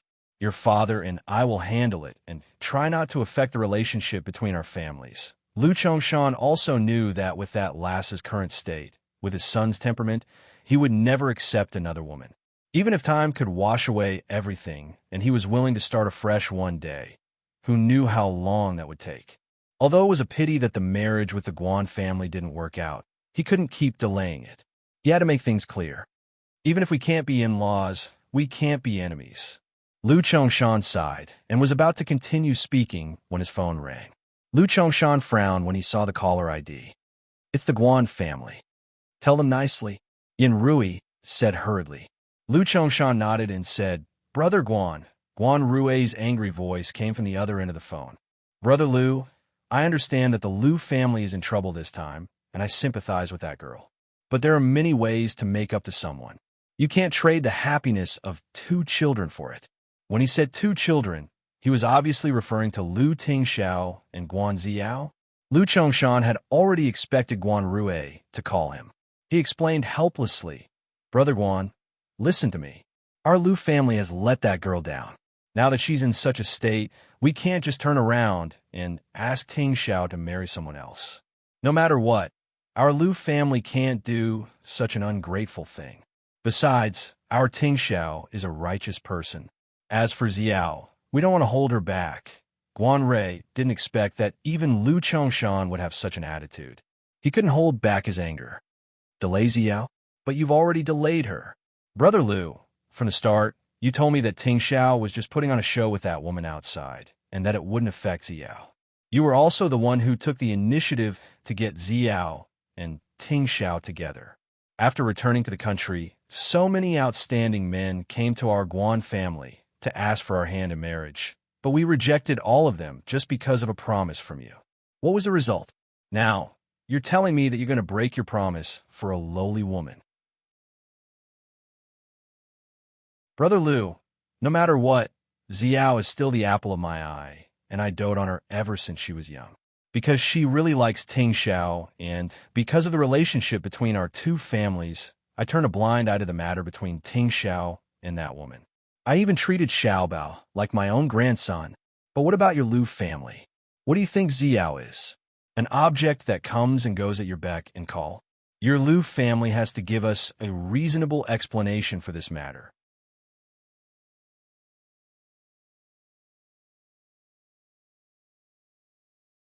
Chapter 1723. Lu Chongshan knew he was in the wrong, so he said in a low voice, Brother Guan, it's our fault, but it has nothing to do with Tingxiao. It's my fault as his father. I'll bear all the consequences, and I'll pay any compensation. Lu Chongshan was interrupted by his son's voice. Let me talk to Chairman Guan, Lu Tingxiao said.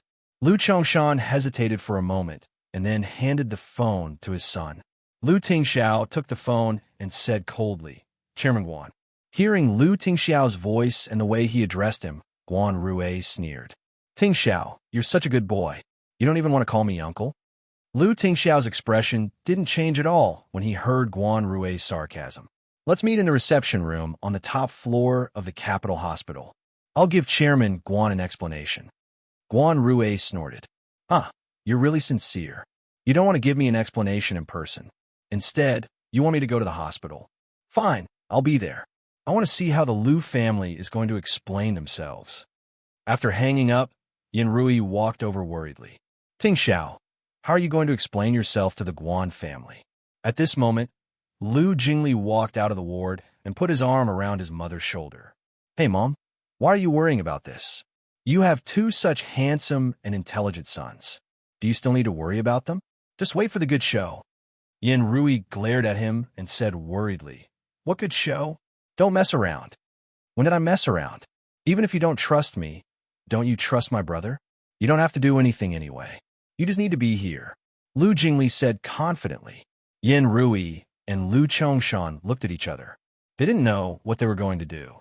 However, they were relieved to see that Ting Xiao wasn't dispirited and would even take the initiative to deal with the matter.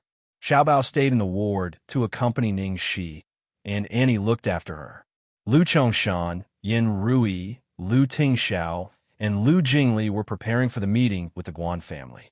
Half an hour later, the people from the Guan family arrived. Uncle Lu, Auntie Lu Jingli. Guanxiao greeted them one by one before she looked at the man she had not seen for a long time. Tingxiao. Mrs. Guan was displeased with Lu Tingxiao's cold reaction. That's enough, Xiao. So what if you treat him well? Some people are still bewitched by women outside. With a little trick, they won't be able to tell north from south.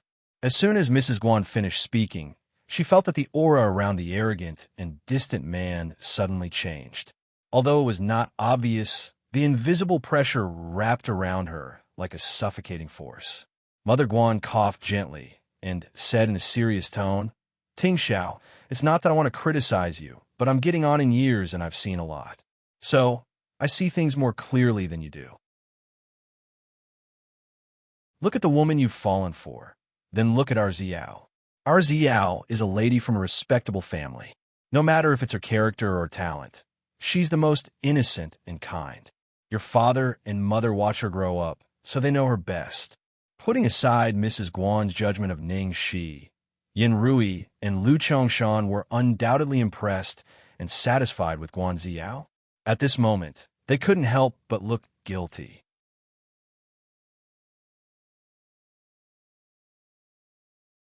Chapter 1724. When Guan Rui saw the guilty look on Lu Chongshan and Yin Rui's faces, he quickly added, That woman saved Xiaobao by accident, so it's understandable that you want to make it up to her. I told you on the phone that there are many ways to make it up to her, but to let Tingxiao marry a woman like that, I don't mean that she's in a vegetative state, but that she has a terrible reputation to begin with. That video from before was all over the internet and had a terrible impact. How could the eldest daughter-in-law of the Lu family be this kind of woman? Yin Rui furrowed her brows. I know a little about what happened that time. It was later clarified that the woman was framed, and the woman in the photo was a female celebrity who had plastic surgery to look like her. At this moment, Guanziheo spoke up. Auntie Lu, a fly doesn't bite a seamless egg. There must be something wrong with that woman. You may not pay attention to the entertainment industry, but this woman has a terrible reputation in the industry and online. She's always involved in scandals and has haters everywhere. Men of our stature can flirt with a woman like that, but they will never marry her. You must know that marrying a woman like that will cause people to gossip about you, and it may even affect the company's stocks. Lu Chongshan and Yin Rui looked solemn. Although Guanziheo's words were harsh, they were the truth. But this time, Ningxi had saved Xiaobao, so they were prepared to bear the consequences. Mrs. Guan was pleased with Yin Rui and Lu Chongshan's reactions, so she continued with a smug look on her face. Our Xiao likes Ting Xiao and respects him, so she doesn't mind that he has an illegitimate child. In fact, she has put in a lot of effort for this child. Did you think she studied psychology or children's education because she was interested? It's all because of Xiaobao. But Ting Xiao had trampled all over her feelings and used a lowly actress to humiliate her. How can he face Ziyao and the relationship between our two families by doing this? Now, even sister-in-law and brother Lu are hurting our hearts. Mother Guan was still talking nonstop, saying that she was wronged and that she had been betrayed. Lu Jingli, who was at the side, was bored to death and picked his ears, his face full of ridicule. Lu Tingxiao didn't interrupt the Guan family from the beginning to the end. Until now, he said expressionlessly, Are you done? Guan Rui snorted coldly, looking very displeased. What? Did we say a single word wrong? Now that all of us are here, what about your so-called explanation? Lu Tingxiao dialed a number and simply said 2 words on the other end of the line. Come in. In the next second, 2 cold-looking bodyguards in black threw a man in like a sack. The people of the Guan family had seen him when they came to the Lu family's house, so they all recognized him. He was the chef of the Lu family. Old master, old madam, young master. I was wrong. I really know I was wrong. I was blinded by lard. The chef was crying with snot and tears all over his face. He knelt in front of Lu Tingxiao and said, "Young master, please let me off. Please let me off this time. Seeing that young master didn't suffer too much, please let me off this time. The other party asked me to double the dosage, but I didn't dare to. I only smeared a little on the lunchbox. I really didn't want to hurt young master."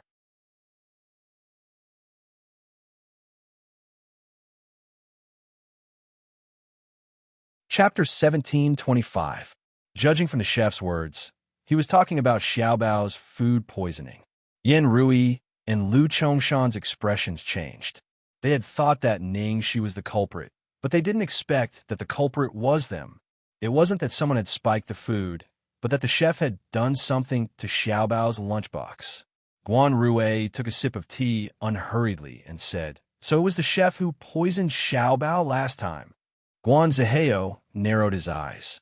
"Now we're talking about our families. Why did you bring him here?" Lu Jingli smiled. "Young Master Guan, why are you in such a hurry? Take your time."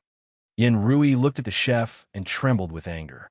"Master Chun, you've worked for our Lu family for more than 10 years, and we've treated you well. Who on earth gave you so many benefits? How could you do such a cruel and unscrupulous thing? You know that Xiaobao is my life." "Madam, I'm sorry. I'm sorry. I'm sorry. I'm sorry. Master, I was possessed.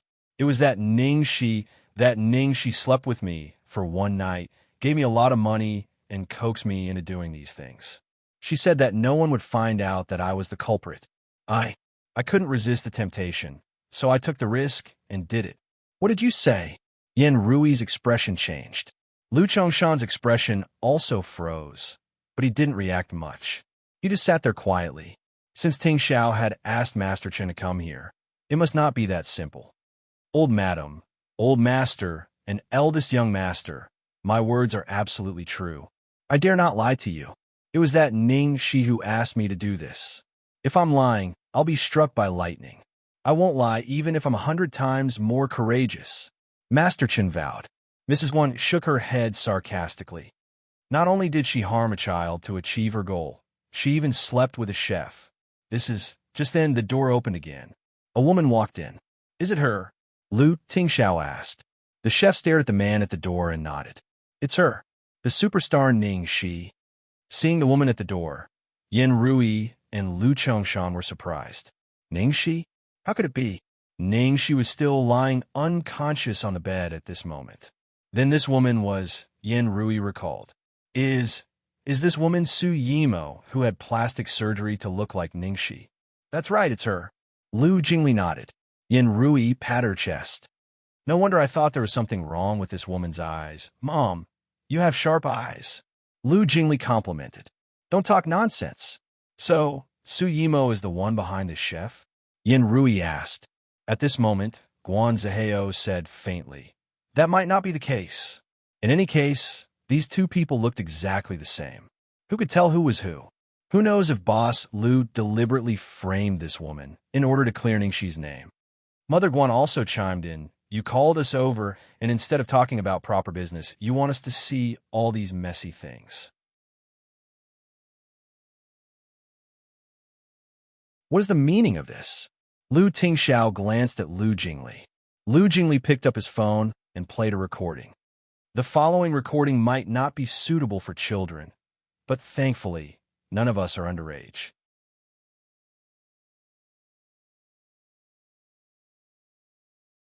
Chapter 1726. The moment Lu Jingli turned on the recording, the room was filled with the sound of a man and a woman's heavy breathing and bodies colliding. Even though they could only hear their voices, Everyone present was an adult. They could immediately tell what the two of them were doing. Damn you, why are you playing this?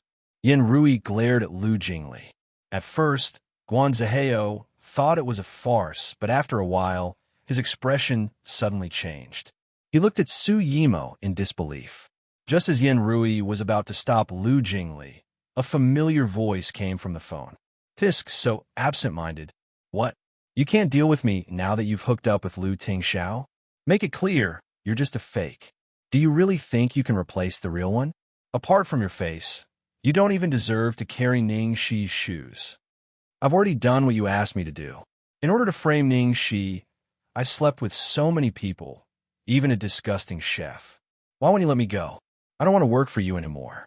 Yo, Lu Tingxiao treated you nicely and didn't kill you this time. Do you really want to use your face to climb up the ladder? Can't wait to kick me away? Let me tell you, you can't. I spent so much money to make you look like this. Do you want to run away so easily? Lu Tingxiao has already found out about my existence. Everyone knows that I got plastic surgery to look like Ning Shi. I've already been exposed. I can't do anything for you anymore. And you better not come looking for me again. If Lu Tingxiao finds out, don't blame me for not warning you. The sound of a man and a woman panting could be heard again, but it was enough. The voice in the recording was Guan Zihao. The room was dead silent. Obviously, such a private recording could only be recorded by the person involved. Bitch, how dare you? Guan Zihao glared at Su Yimo and blurted out. Then he suddenly shut his mouth, realizing that he had been exposed. Lu Chongshan and Yin Rui had never thought that everything, from Ning Shi being framed to Xiao Bao being poisoned, was actually done by Guan Zihao. The two of them stared at the young man in front of them, who was a member of the Guan family, in a daze for a long time. Guan Ziao twisted her fingers in panic and looked at her brother in disbelief. She had repeatedly urged him to do this well. And this was what he did? To Su Yimo's bed? He even left behind such a huge weakness. Was it because Su Yimo had a pretty face? Even her own brother could not resist the temptation. For a moment, Guan Ziao's face was extremely gloomy. It's over. Everything is over. Lu Jingli raised his eyebrows. Young Master Guan, do you have anything else to say? Lu Chongshan's fingers trembled. Zihao, you actually... Without waiting for Lu Chongshan to speak, Guan Rui suddenly pushed his chair away, stood up, and slapped Guan Zihao's face. Bastard, how could you do such a thing? After Guan Rui slapped Guan Zihao, he immediately turned to Lu Chongshan and Yin Rui and said, Brother Lu, sister-in-law, his mother and I didn't know anything about this, and Ziao didn't know anything. I didn't expect him to do such a thing behind our backs. Zihao is still young and impetuous. He saw that Ziao was wronged and was so angry that he did such a thing, and even hurt Xiao Bao. That's definitely not his intention.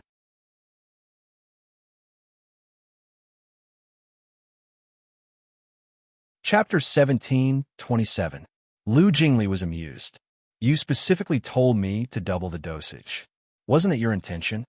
Lu Tingxiao didn't say anything but stood up and left for Ning Shi's ward.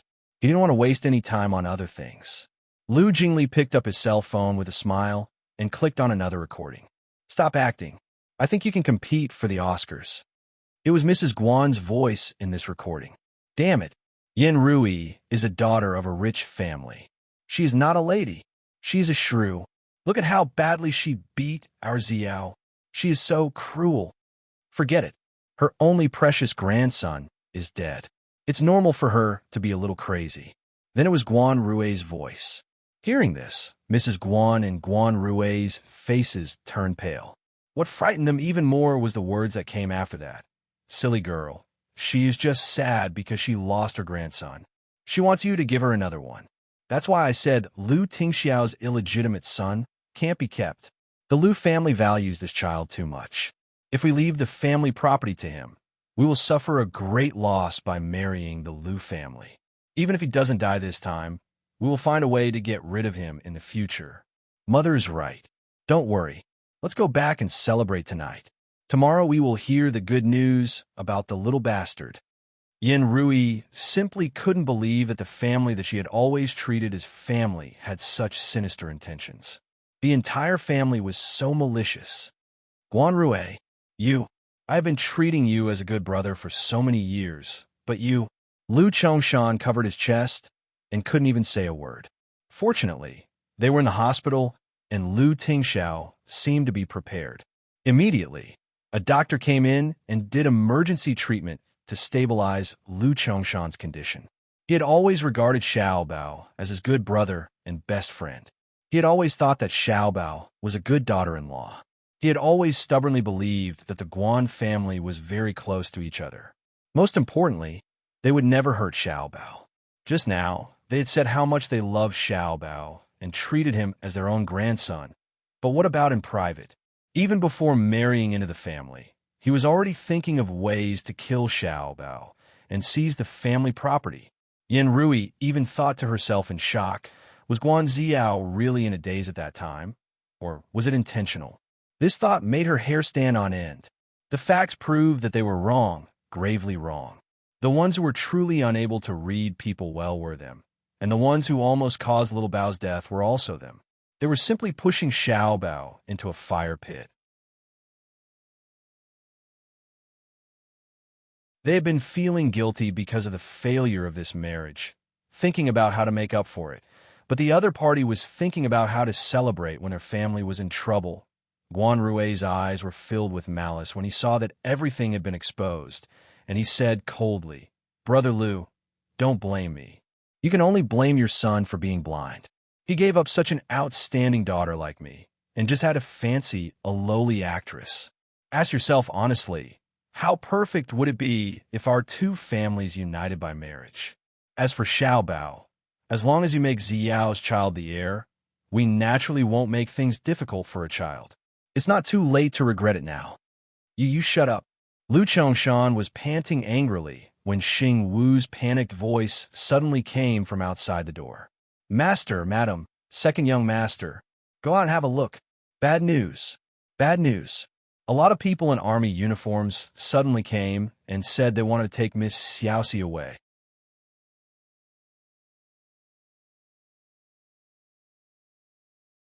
Chapter 1729. At the end of the corridor, a spirited old man with white hair walked over with the help of Zhuang Liaoyuan.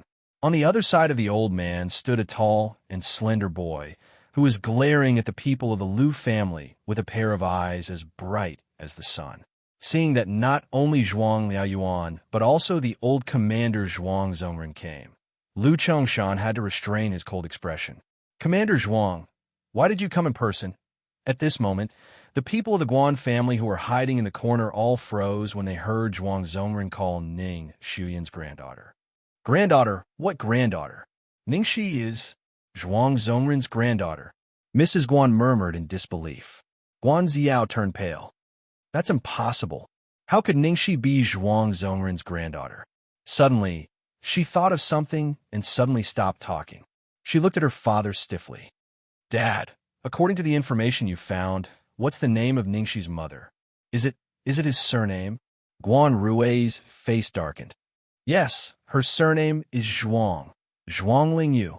Guan Zihao opened his mouth, and it took him a long time to come to his senses. Ning Yaohua's wife is the daughter of the Zhuang family? How is that possible? I've never heard of it. Guan Rui pinched between his eyebrows. After all, we haven't been in the capital for many years, and we don't know a lot of information. Besides, I didn't investigate further after I found out that Ningxi's biological father was Ning Yaohua, so there might be some omissions. I'm afraid Zhuang Lingyu's identity is not simple. After all, General Zhuang Zongren had come to say that Ningxi was his granddaughter. It couldn't be false. Hearing her father's words, Guan Ziao was stunned and a trace of despair flashed across her eyes. She stood there stiffly and stared at the scene in front of her. It was impossible. It was impossible. She still had a glimmer of hope. Ning, she had become a vegetable. No matter how guilty the Lu family was, no matter how much Lu Tingxiao liked this woman, he wouldn't wait for her forever. Besides, the illegitimate son had failed this time and might make a comeback at any time. The Lu family was still in danger. so the Guan family still had a chance to make a comeback. She thought that one day he would realize that she was the most suitable person for him. One day, the Liu family would also realize the truth and choose benefits, but she never expected that Ningxi's grandfather was Zhuang Zongren. What kind of family was the Zhuang clan? Their clan had been involved in politics for generations, and they were the #1 clan in the imperial city. They were not something they could compare to. In terms of background and history, even the Liu clan would have to bow down to the Zhuang clan. If I hadn't come here, my granddaughter would have been killed. In the face of Zhuang Zongren's rebuke, Liu Chongshan didn't dare to say no. He knew he was in the wrong, so he softened his voice and explained, "General Zhuang, Miss Ning was seriously injured for the sake of the Liu family. She was injured to save Xiaobao. The entire Liu family is very grateful to Miss Ning. Now we have invited the top experts to treat her and try our best to save her. Anyway, the Liu family will definitely take responsibility for this matter. Please rest assured." Before Zhuang Zongren could speak, Zhuang Rongwang couldn't help cursing.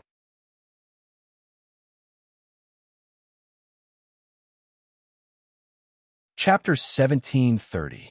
The teenager's eyes were full of anger, and his chest was heaving violently with anger. "Nonsense!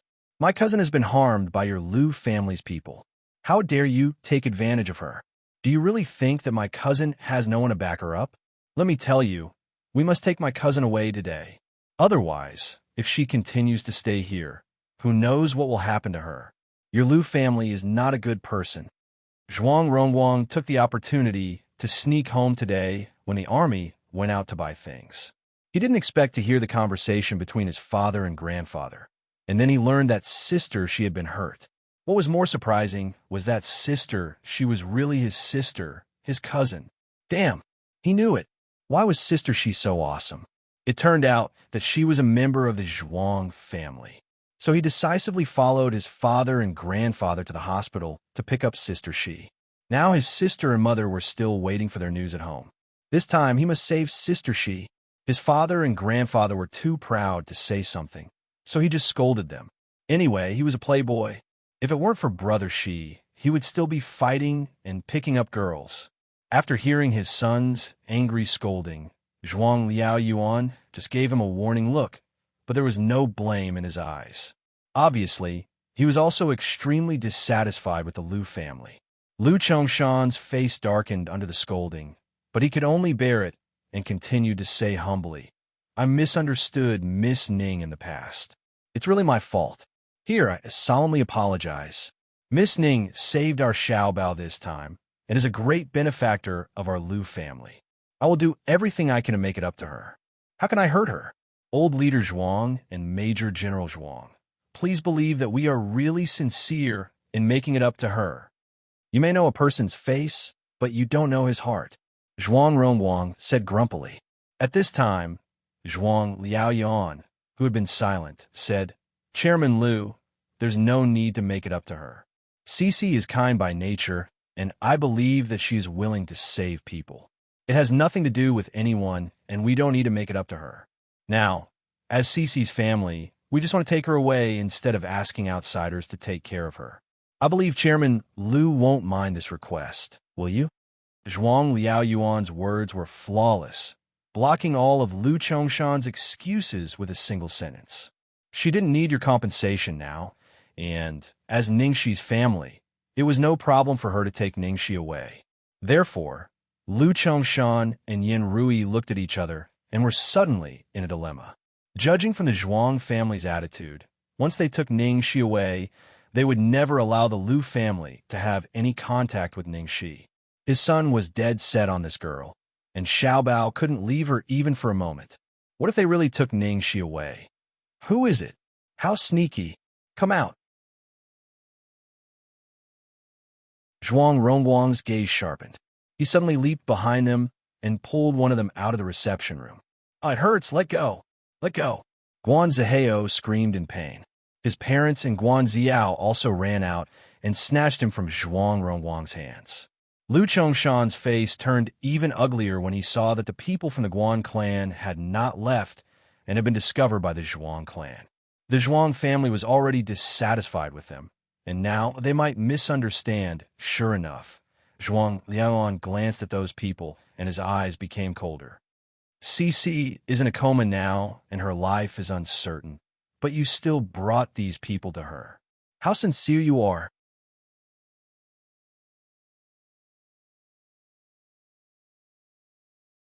Chapter 1731. Zhuang Rongwang twisted Guan Zihao and kicked him to the ground. He was so angry that he was about to explode. What are you thanking me for? What sincerity? It's all bullshit. My cousin isn't dead yet. You're already looking for someone else for your son. Are we going to bow to the heaven and earth in front of her ward to get married? Ah, Guan Zihao's wrist was almost broken. He screamed in pain. No, it's none of our business. The Liu family went back on their word and called us over to call off the engagement. What? Break off the engagement?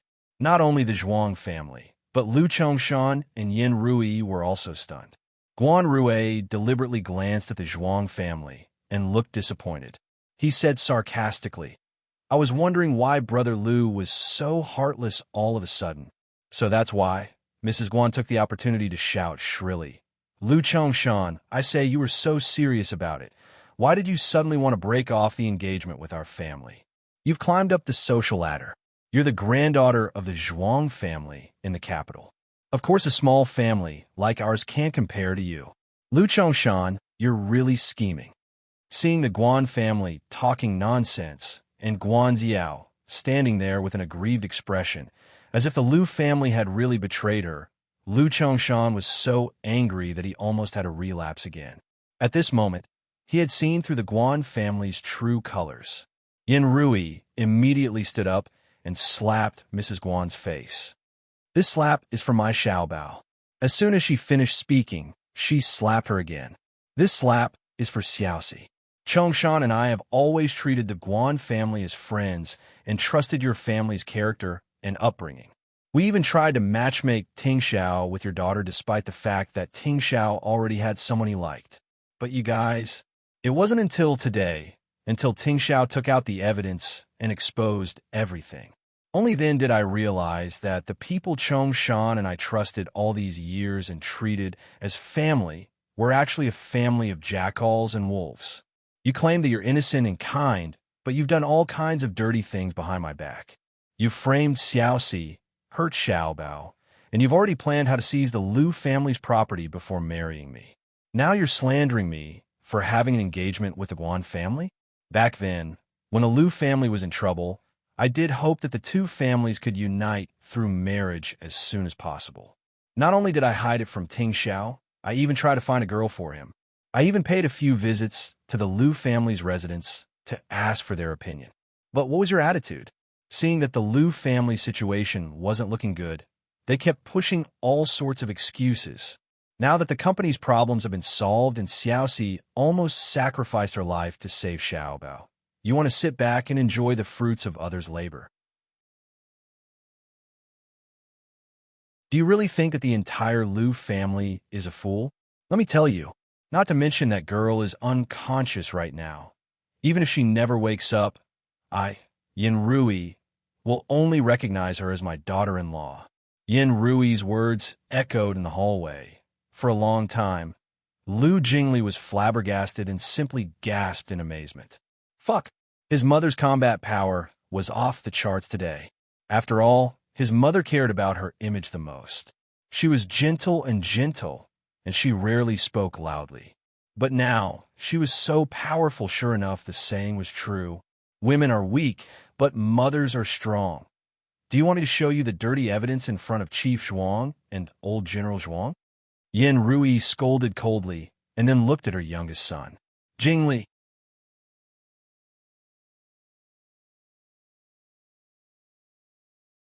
Chapter 1732. Receiving the order, Liu Jingli immediately clicked on the recording. As soon as the recording rang, the Guan family people's faces changed. Before the Zhuang family people could react, they hurriedly snatched Guan Zihao from Zhuang Rongwang's hands and ran away without saying a word. Zhuang Rongwang was furious when he heard the recording. These bastards, They were the masterminds behind the case of Sister Shi being framed, which had caused a huge uproar some time ago. Zhuang Ronguang was about to chase them, but then remembered that he had more important things to do today, so he held back.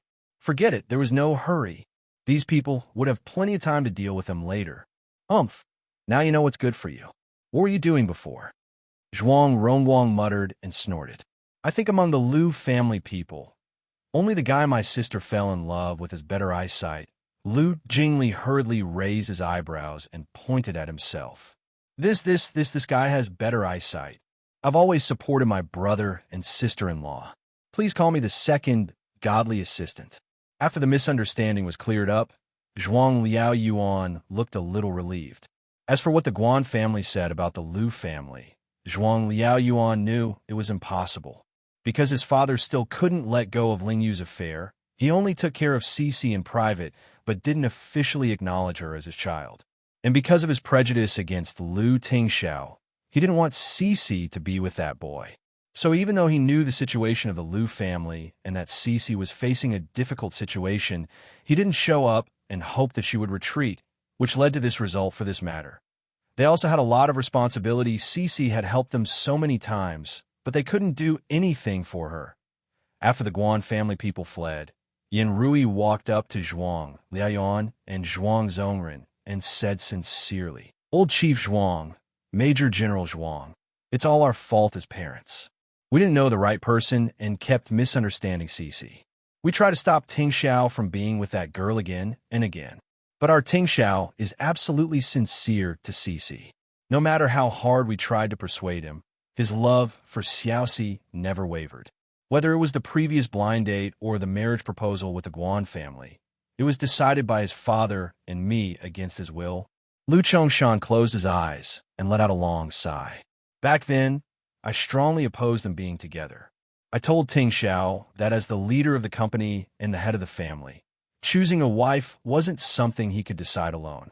At that time, Tingxiao told me that apart from his mother and I, no one else could influence his decision. Hearing this, Zhuang Liaoyuan's eyes changed, and Zhuang Zongren also pondered, looking a bit emotional. In fact, after calming down and thinking about it, she remembered that Lu Tingxiao and the others had met him several times and had even come to their home for dinner. At that time, from the way he got along with Xiaoxi, she could tell that the child was indeed sincere to Xiaoxi. Zhuang Liaoyuan's prejudice against him mainly stemmed from the grievances his family had caused Xiaoxi. As Lu Chongshan said this, his eyes turned red and his voice trembled. Tingxiao is a very filial child. He has been looking for a way to satisfy both sides.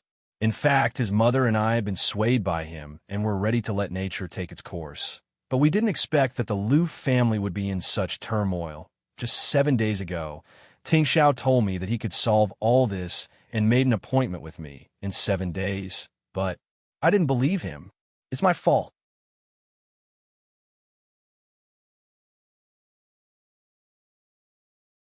Chapter 1733. Zhuang Liaoyuan pondered for a moment, exchanged a look with his father next to him, and then considered his words and said, We don't want to interfere in the affairs of your Lu family. The point is, things have become like this. No matter what we say, Cici won't wake up. Now we just want to take her back. Lin Xian, go pick up Mississippi. Before Lu Chongshan and Yin Rui could speak, Zhuang Liaoyuan had already raised his men and ordered them to take her away today. Yes. After the young officer received the order, he immediately led a team of people, including professional medical personnel who were already prepared, and walked straight to the door of the ward. The doctors and nurses on the side were intimidated by the hostility of these soldiers. They all cowered to the side, and no one dared to step forward to stop them. The young officer, named Lin Xian, strode to the door of the ward and was about to push it open. Suddenly, the door of the ward was pulled open from the inside. A tall, cold-faced man in a black suit stood at the door. Glancing around, the powerful aura of a man who had been in a superior position for a long time and a murderous aura that could only be acquired by fighting on thousands of battlefields suddenly burst out. Out of his sharp intuition for danger, Lin Xian immediately touched the weapon at his waist vigilantly and stopped, not daring to go forward. Seeing Lu Tingxiao appear, Zhuang Liaoyuan's aura also suddenly became cold. The two men, standing opposite each other, their auras were equally strong. For a moment, the atmosphere was extremely tense. Zhuang Liaoyuan's thin lips tightened into a straight line and said in an extremely cold voice, "Lu Tingxiao, I didn't agree to let you be together before, because I know very well that Cece is too naive and your family is not suitable for her. And it turns out that all of this has come true. This kind of situation has happened once, and it may happen again. I just hate that I didn't stop it in time and let this happen. I just watch her become like this. So, I'm sorry, but today, I have to take her away. Whether Cece is good or bad in the future, it has nothing to do with your Lu family." Zhuang Ronguang nodded repeatedly and echoed, "Yes. I've long felt that you're not worthy of my cousin. My cousin is so beautiful and good. She could marry anyone. Why would she marry someone like you, who has a burden on her? Now, in order to save your son, my cousin almost lost her life. Isn't that enough?" Zhuang Zongren stood at the side without saying a word, but he obviously agreed with Zhuang Liaoyuan's words. Obviously, he had made up his mind to keep his granddaughter away from the Lu family. Lu Tingxiao did not reply to Zhuang Liaoyuan and Zhuang Ronguang. Instead, he looked at Zhuang Zongren and asked, "Old Chief Zhuang, may I have a word with you?" Zhuang Ronguang panicked. "What do you mean, borrow? What else was there to say? You should just take your son and find some rich young lady to be his stepmother. Don't harm my cousin anymore." Zhuang Zongren looked at the young man in front of him with a cold expression, but the young man's eyes did not waver in the slightest.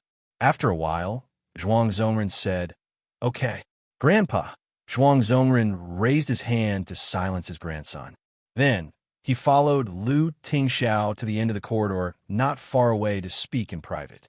Zhuang Ronguang paced back and forth anxiously. "Dad, why didn't you stop him just now? What if that fellow's glib tongue bewitches grandfather?" Zhuang Liaoyuan squinted at his son. "Is your grandfather that easy to bewitch?" Zhuang Ronguang scratched his head. "That's true."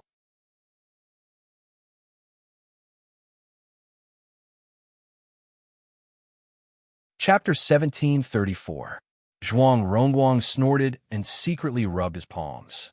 "Grandpa, don't be polite. Beat him to death."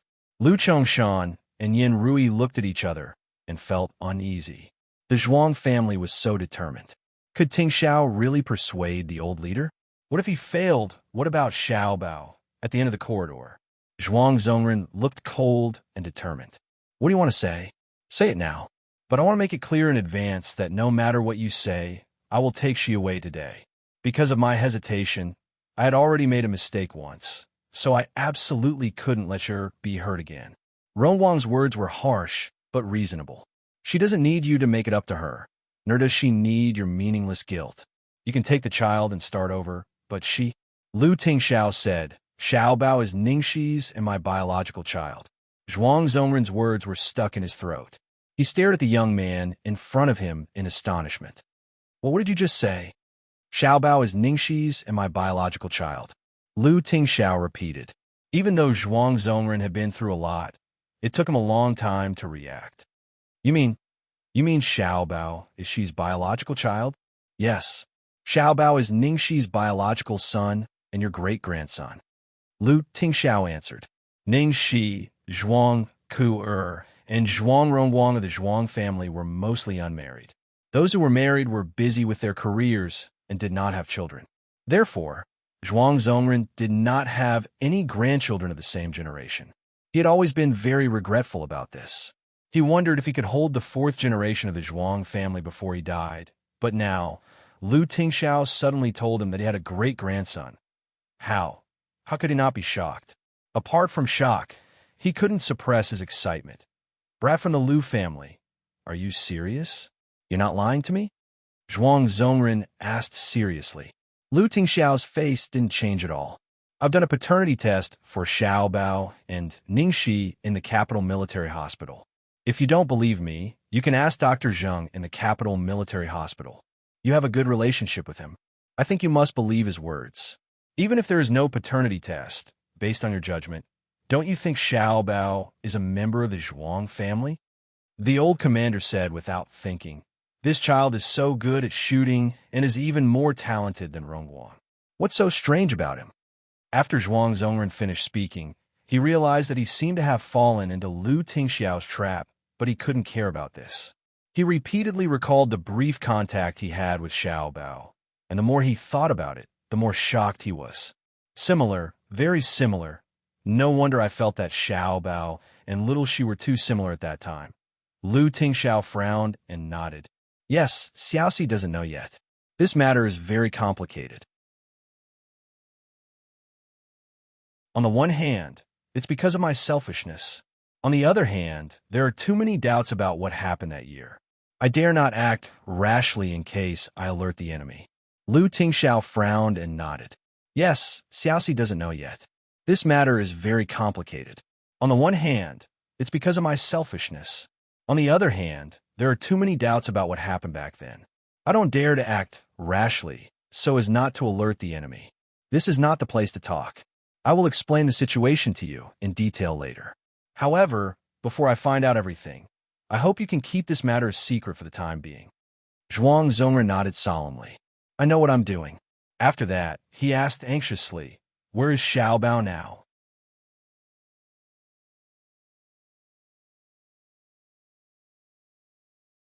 Chapter 1735. Xiao Bao is accompanying Cici in the ward.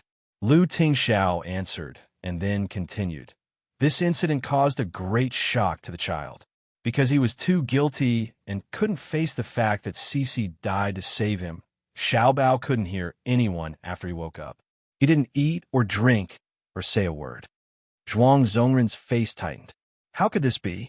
How is the child now? Later, I told him that Xiaoxi was in a coma and Mom needed him, so he slowly recovered and stayed by her side all the time.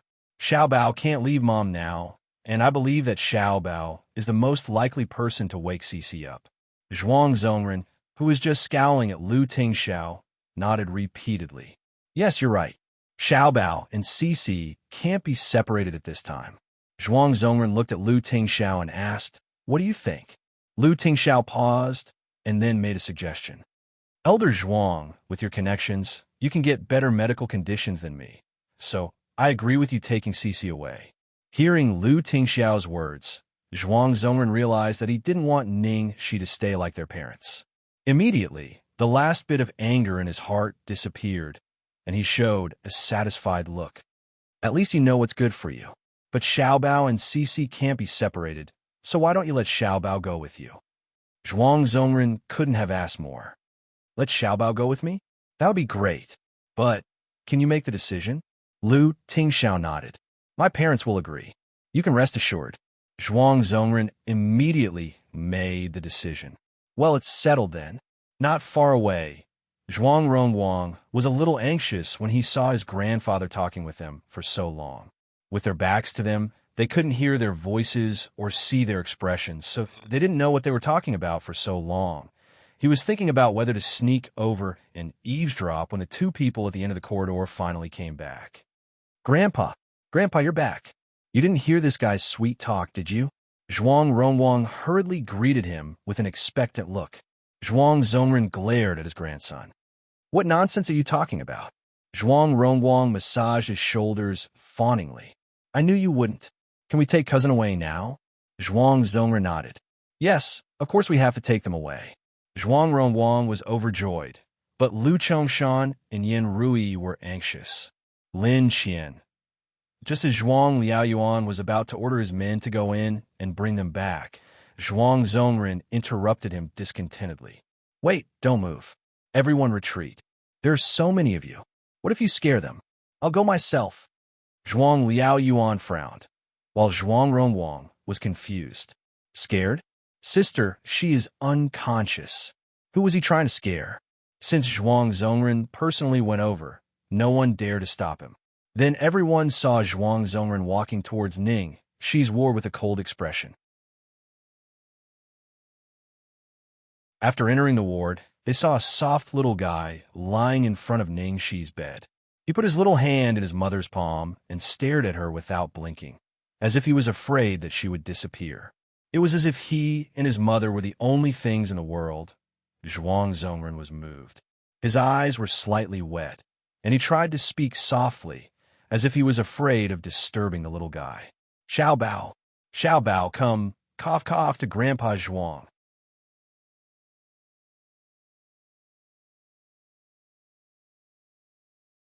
Chapter 1736. The little fellow seemed to have sensed that there was an intruder. His expression of attachment to his mother suddenly changed. His soft and adorable little face froze into ice, and his sharp gaze swept over the other people in the ward. He was like a little beast that had suddenly revealed its claws. Although he was young, his aura was not weak at all. Click, click. Suddenly, there was a strange sound similar to metal rubbing against each other. A row of robots suddenly appeared out of nowhere in the suite. Their mechanical bodies glowed with a cold light, and the black ports on their iron arms were uniformly aimed at the intruders. Oh my God, when did Xiao Bao get these things? Lu Jingli was so scared that he almost covered his head and scurried away. He hurriedly looked for something to cover himself in case he was accidentally injured by the stench. The Zhuang family and the military officers outside the door were all surprised to see those neat and uniform robots that were obviously controlled by someone. Zhuang Ronguang's eyes almost popped out. So cool.